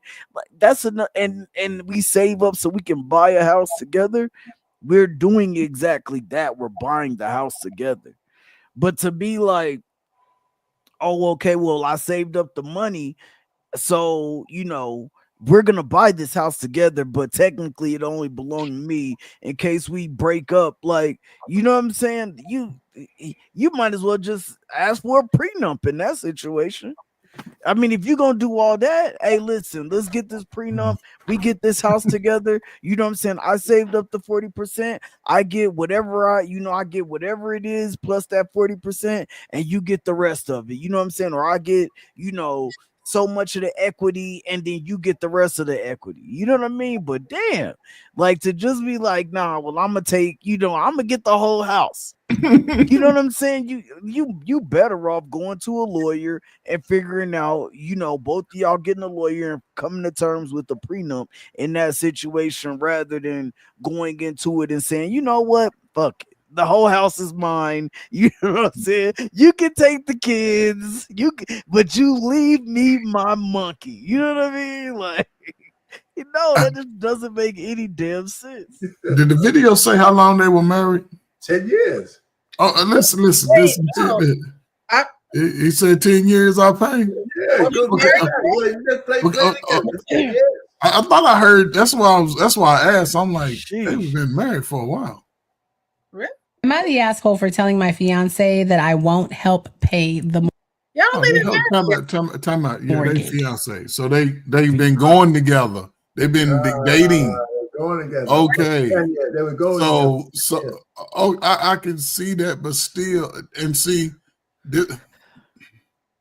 I've known people that were dating and got a house together, got married. That shit dissolved in about a year. Yeah, that's crazy. So I wouldn't recommend to nobody to get a house together. However, I would also recommend don't play house with somebody that you ain't married to. That's right. I wouldn't do that. However, if your state says common law, he married to her anyway. And it don't matter if the only one person's name is on the mortgage. I've been with this ugly ass dude for 10 years. I want half that shit and she'll get it too. But it only depends on how long she been getting mailed there. Like, but in most states, what I'm saying is they moved in with somebody else for some years, right? Yeah. So they've been together. Right. They've been married, I'm just saying common law. Yeah. And then if they get that house and they still together, her mail and his mail start the same time. Right. And that's what I'm saying. It'll like, so if she moved into his house, yeah, she moved in. That's different. And it became common law, because you can still become common law marriage in a lot of states. Yeah, but even if she moved in. It's only 7 states left. I think it's going less and less. Only 7 states. I think Colorado is still a common law state. Oh, okay. Ooh. So if you're in Colorado and you think you're gonna live with somebody for 5-6 years, that also goes for having a mail room. Yeah. People don't realize, even if you're hanging out with your buddy, you don't have to be the Diddy shit. It could just be buddies, man. He could come back on you and say, it's the same as domestic. It's the same as DV. Like, in a lot of states, as long as, like, if you've had intercourse with that person, like, then they can count that as DV, not as you being with that person, though. You know what I'm saying? Like, you could have just had sex with that person, and they can count that as DV. Anyway, but back on this thing. Listen, I don't think the guy likes her that much. I mean, he's not really committed. I mean, are they planning on getting married? Maybe I missed that, but they've been together for 10 years. Married, and the agreement was when they got, I believe they said when they got married, leading up to get married, they would save up their money and get the house together. Right.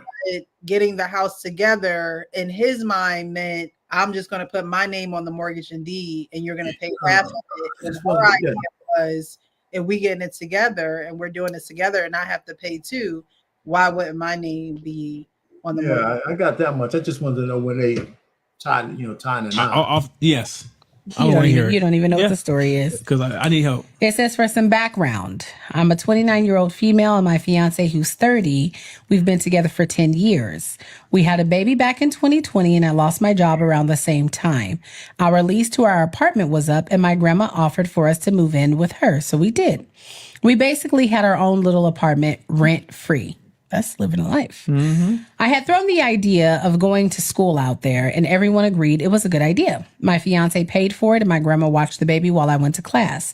I graduated this semester. I did part-time for a couple of semesters. My fiance has been making $90K a year for the past couple of years and $70K when he first moved in. He's saved a good amount of money. We agreed to wait until we got married until I finished school and we could buy a house together.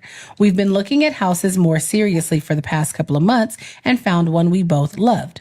We started talking to a mortgage broker, and that's when he dropped the bomb on being him and only him on the mortgage and the deed. He said that I wouldn't have anything to do with it. I didn't say anything in the meeting, but afterwards I told him that I thought we were buying the house together and I'd pay half the mortgage. He said that I would be paying half the mortgage, but my name just wouldn't be on it. So I told him that would mean I'd have no right to the house. And he said, I know.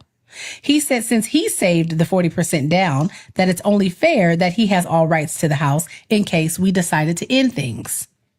I told him that if that's what he wants to do, then I'm not paying the mortgage. I said that this isn't a partnership, and if he wants his own place, that's fine, but I'm not paying for it. He called me a bitch, saying that he paid for everything for the past few years, including my schooling.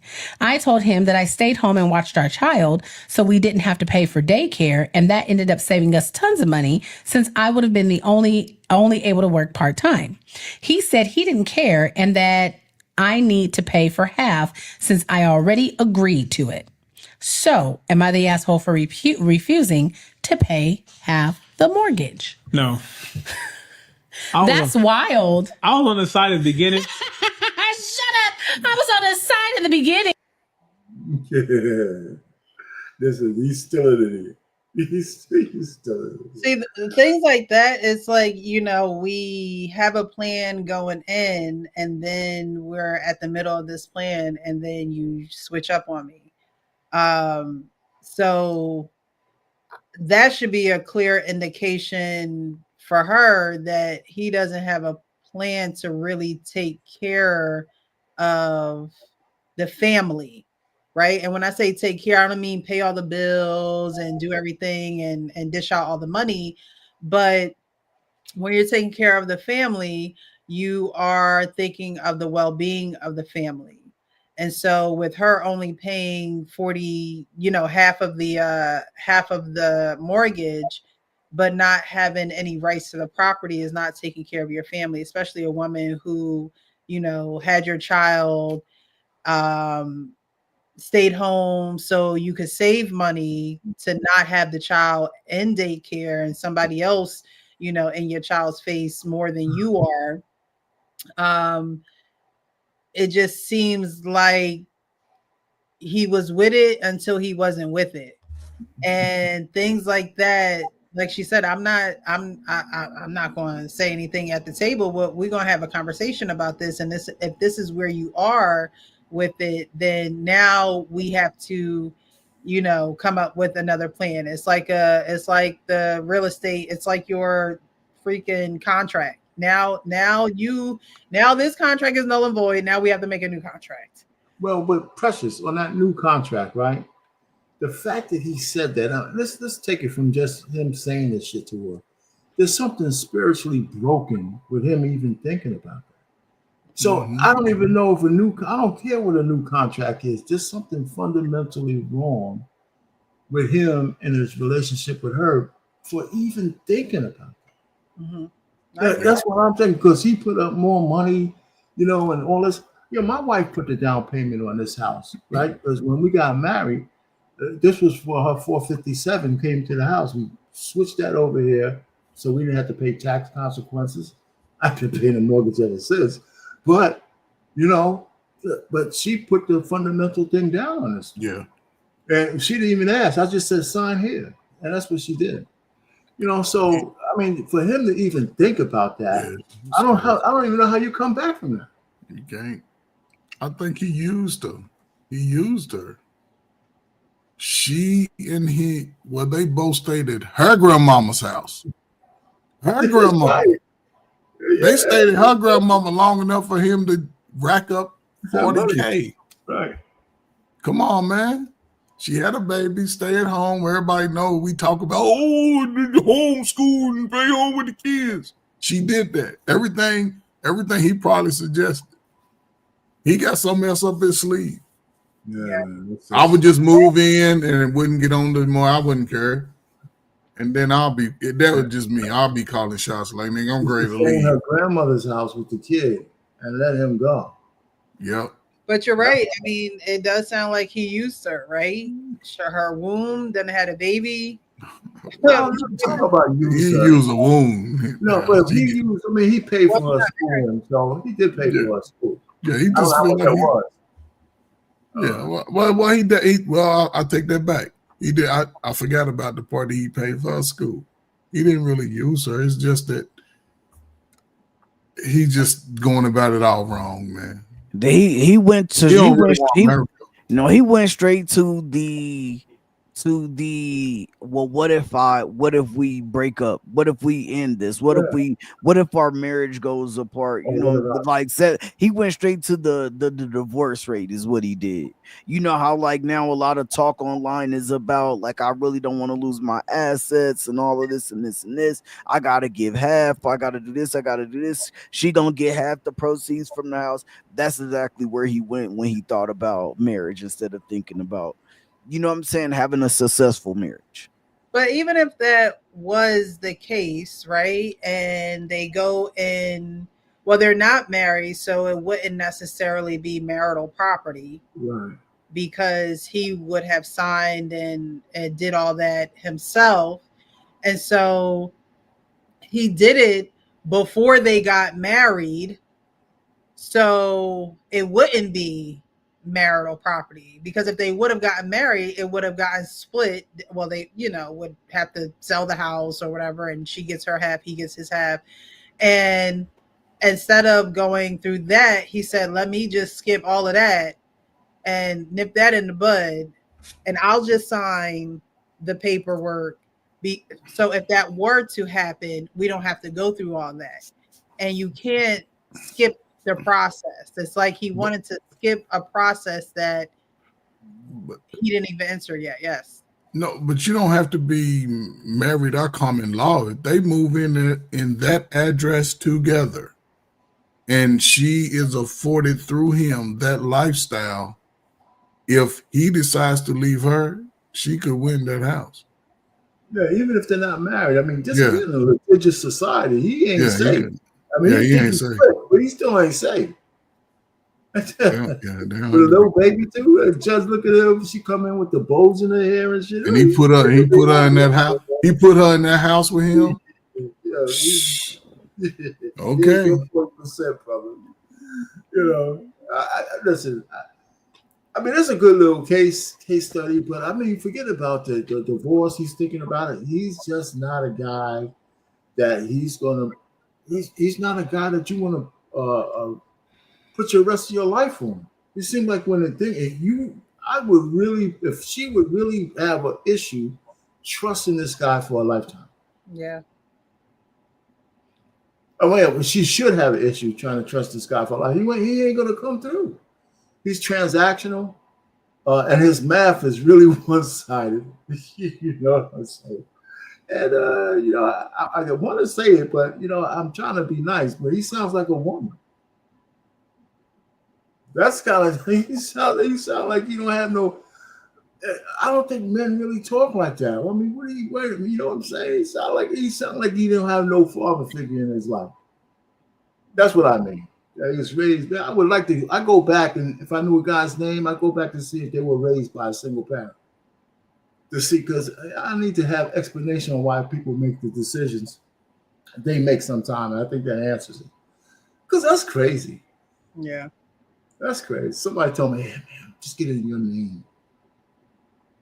Anyway, I could be wrong. He wanted that money on. I think I lost the translation in the chat over here. Um, So, so that concludes the videos for tonight's show. We're gonna get out of here. We're gonna start with closing thoughts or final thoughts. And then we're going to get out of here. But those who are still here, still watching, thank you guys for being here. I appreciate you. I hope that there is something, a gem that you were able to take from this live, and start doing things a little bit differently. And this is not us talking, at you. These are things that we ourselves who are on the panel can work on, because every day gives us the opportunity to grow. It gives us the opportunity to learn. It gives us the opportunity to pivot. It gives us the opportunity to just be better. And I think that if you feel as though that you have arrived and you don't have any room to grow, like I said earlier, just go on, be with the Lord.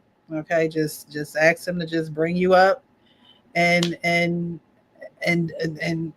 forfeit your opportunity to grow. I think people do that every day without actually saying those words. They forfeit their opportunity to grow because they think they know everything. They're prideful. They don't want people to know their business. They want people to think they got it all together. But at the end of the day, none of us have it all together. We are all filthy rags. And so when you realize that is when you'll actually initiate some change in your life, realizing that there is room to grow, there is room for improvement, and room to realize that everything that we do, everything we say, every move that we make can be altered in some way for the good. So, the more we think upon those things, the better our life will be. All right, so we'll start with final thoughts. We'll start with our pain, go over to Coach Ferg, and end with Frank. Thank you, Lost in Translation. Yeah, I don't have much, man. It was good short videos. They said a lot. I like the lady. Once we found the real context for the first lady, that's cool. I know where she's coming from now. Second lady, I thought that was good too. What she was saying, and the dude. At first, I was thought he was going to get into the mushy realm, but he didn't. I didn't disagree with what he was saying. I mean, there's a time when you have to let your significant other, wife, husband, whatever, know what's going on with you, or else you'll be brooding. You'll be holding that stuff inside is not good. And that's pretty much it. So it was a good show, Precious. Yeah. It's only like 3.5 hours. We only joking about the time. We ain't got nothing else to do. I'm gonna go to bed, and probably can't go to sleep because I got like old people's insomnia anyway. Old people's insomnia. I don't sleep. I do it because I fall asleep when I do something during the day. I'll go in the bed and read something. I lay down. My body's like, sleep. Time to go to sleep. That's my wife, man. She sits down. Yes, my wife. It's a wrap. Like my body is just like, oh, you're laying down? Oh, okay. Let's go to sleep. Yeah, my wife is out cold. I take credit for that, though. I mean, some guys don't, but I take full credit for that because she ain't got no worries in the world, man. You can sleep. Worries doesn't keep me up. I'm just the way I am. But my wife, when she lays down and go to sleep, I say, yeah, she don't got nothing on her mind that's keeping her up, rolling around. I take full credit for that. Which is a good thing. Some people are night owls. Like my mom used to work for the post office and she worked like overnight. Yeah. So she's still like that. She hasn't worked for the post office in God knows how long, but she's still just a night owl. And it's not because she's worried about things or she's just a night owl. She'll watch her black and white movies or pray, read the Bible. Like that's just like we talk about, people, like that's just my mom. And there's nothing wrong with that. But there is something wrong when you are up late at night and you are worrying and you do have things on your mind and you can't turn your brain off. Honestly, people like that, I think you take years off of your life. And it's hard to say, but I think that is the case because you can't put your mind to rest. Rest is very important. It was indoctrinated in the creation of life for a reason. You have to rest. And if you don't take the time to rest, your body will take the time to rest. And it might be an inconvenient time where you actually need to be working or producing, you can't because you haven't gotten any rest. And so definitely take the time to rest. But you're retired, Arpane, so I know you take the time to rest. Okay. Yeah, I do. That 24/7. That's a beautiful thing. All right. Thank you so much for being here, Arpane. I appreciate you. Thank you, thank you, thank you. Coach Ferg, final thoughts? I mean, this is a good show. It's very interesting. You know what I'm saying? You held your cool today, Precious. I know you. You know what I'm saying? You didn't. I didn't see no sweat beads falling. Yeah, I had to kind of, get out the glitch of the matrix real quick and like, come on, guys, get it together. No, but I don't know. I guess when I'm looking at all this, to me it seems as if it could be easily, I guess, matriculated or just processed and worked out between people who's supposed to be together. But also, according to that good word, one of the hardest things a man could ever do in his life is find a good woman that's right for him for a lifetime. We can conquer everything else. We'll fight to the death and we'll climb a mountain 42 times and go to take a inner tube down to the bottom of the ocean. But when it comes to finding a good woman, it's hard. And, I do feel blessed, but, my wife shows me everything about how she loves me, how she wants to love me. I have to tell her not to do certain things for me. I have to tell her don't do it because she wants to do it. She wants to do it big, but I'm like, no. And I know exactly what you mean. And we right there now. We great make a big purchase, and we're trying to debate on if we're just gonna just pay for it or pay a little bit. I'm like, shit, I don't care how we do it. But the fact that I can trust her with everything, she can leave me and take everything. But here's where my pride will kick in. I can start over. I can give me a little. I can start over. But my requirements are still the same. But now, Precious, the only woman that'll qualify, she got to make $200K. She got to make $200K. If she don't qualify, what I'm saying? She got to be able to cook. I ain't say had to, just be able to throw some shit down. And me, I know what I need to do to make sure, I'm going to do my best to protect her as best I can. If she goes outside the fence and the security gate, when I say don't go, then she's home. But, so it's just nuances. Like marriage ain't for everybody and being single ain't for everybody. That's for sure. So you got to find that shit in the middle.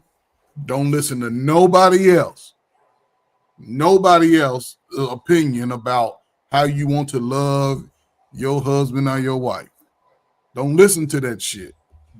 Because they'll have you over single with them talking about, yep, girl, I told you. Yep, man, I told you. Then when you leave, oh, dumbass done left his wife. Oh, silly ass done left her husband. I'm going to go over it. But, so, just be careful today. Ask every fucking question. If it come to your mind, text it. Ask her the question. Don't leave no questions 21 questions times 3. I'm going to ask you all that shit. But again, it takes you to step outside of yourself sometime to bring up the nerve to ask them. The easiest way to ask it, I'm going to ask that shit early. If you want my resources, even if you lied to me, give me a good lie. Give me your best lie. And then show me that you're at least trying to invest. Show up for me when I'm at the gym, at the court. Show up. Just cheerlead for me. That's all I need is a cheerlead. Bring me some Gatorade, a towel. Because if I'm going to protect you, I don't know, it's just different, fellas, man. And if they don't like you, like in my words of him, leave their ass at the restaurant. Just get up and leave. Hey, She paying for it and get up through. Go to the restroom and lie like they would do you. So don't waste a lot of time, fellas. 90 days, give it to them like a bad credit report. 90 days to get your shit together. Is you going to be default or delinquent, and I must close the account. I'm done. Thank you for being here, Coach Fur. I guess I'll be short winded. Yeah, no. I'm just joking. Be sure, because I'm old and I'm long and I'm I pause. new to the crack era. Yeah, pause. See now, our pain. That's the pause moment that you was looking for earlier. No, but yeah, man, always great conversation over here. Good videos, of course, like that. Like I said, the first young lady, I don't know her name, I don't remember her name all the way, but yeah, like if you listen to her content more times than not, her content is, it sounds like comprehensible. You know what I'm saying? It sounds like some things that you can really agree with. Like you'll find some things here and there, but for the most part, she really has some good things to say. Everything else, of course, the videos definitely good. Those one videos are funny as hell when the guy is like, or the girl is like, yo, she walks in, give you the roses, give you the, and then she act like you gave it all to her. Those shits are funny as hell, but you know what I'm saying? Eventually you be like, okay, you know what, I got you. Well, don't trip, I got you. So yeah, so that was a good little video. Just something that's humorous and that you can kind of laugh at, have a good time with. So yeah, top to bottom the show was good. um as usual, always great conversation over here, and of course, good people. Shout out to the chat, shout out to everybody. Don't forget to follow Precious second page. And yeah, man, I just just one thing for the creators, man, that are out there. Just make sure y'all, if you really trying to do this and become a creator, man, just positivity, man. In the midst of all this negativity, you still can have some positive messages out there, and bring your own way to it. And and also just think of this as a business too, especially if it's something that you want to set yourself up with, man. Think of it as a business. Find ways to make money, through your content, for your content, from your content, outside of whatever platforms you're on, and still be able to do your thing. But other than that, man, shout out to everybody. Peace and good night. Thank you, Frank. I appreciate you for being here. Thank you, guys. My final thoughts are always be real with yourself so you can be real with everybody else. I think that not being able to communicate, not being real with yourself, and saying what it is that you need to say, that will keep you in a marriage that is a nightmare. That'll keep you in a relationship, but you don't even got to get to marriage, because whatever is happening in your relationship and you get to marriage, it's only going to amplify what it is that you're already going through, right? So you have to be able to be real with yourself and know that if something is not going to work for you, it's just not going to work for you, and you shouldn't force it. You shouldn't, if you've tried all the avenues of communicating and getting to know that person and you guys just aren't on the same page, then turn the page. Turn the page, because you'll save a lot of heartache. And I said this before, a lot of people have an issue with detachment. And just like death is a part of life, people coming in and out of your life is a part of life. No matter what you do in your life, you're going to meet new people. I remember listening to Viola Davis, and she's like, you haven't even met all the people that's going to love you yet. Like, you haven't even met all the people that's going to love you yet. So why stress over somebody that's making it difficult? Coach Berg said, this relationship talk, it just seems like it's just so complicated, and it doesn't have to be complicated. It can be very simple. Right. It can be very simple, but people make it complicated trying to force something that's not there, or trying to, see the potential and not what it is for right now. And you got to date people's now, not their tomorrow, because tomorrow is not promised. You have to date the now, When someone tells you and shows you who they are, believe them. Believe them. Because it ain't going to change. They are who they are. And if it does change, good.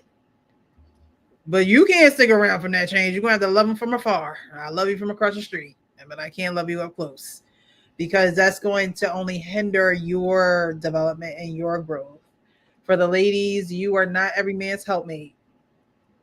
If he can't get it together, he can't get it together.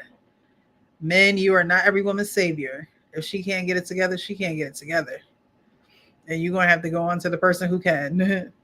So I appreciate everyone who watched the show this evening. Thank you to those who contributed to the platform. I appreciate you. We had King stop in, Lost in Translation. Thank you so much for being here. I saw a lot of people in the chat. J-Dub was in the chat really heavy. The Wife School Podcast. Thank you. Thank you. I see. Oh, I didn't even know Cameron was here. Hey. I don't know if he's still watching, but thank you all who has come and watched the show. Next week, let me see now, because I got some things coming up. So next week, Wednesday. Next week, Wednesday, we'll plan to be here the same time, same place, 9:30. 9:30 Eastern, right here on The Real Precious. So again, guys, be real with yourself so you can be real with everybody else. And we are out of here.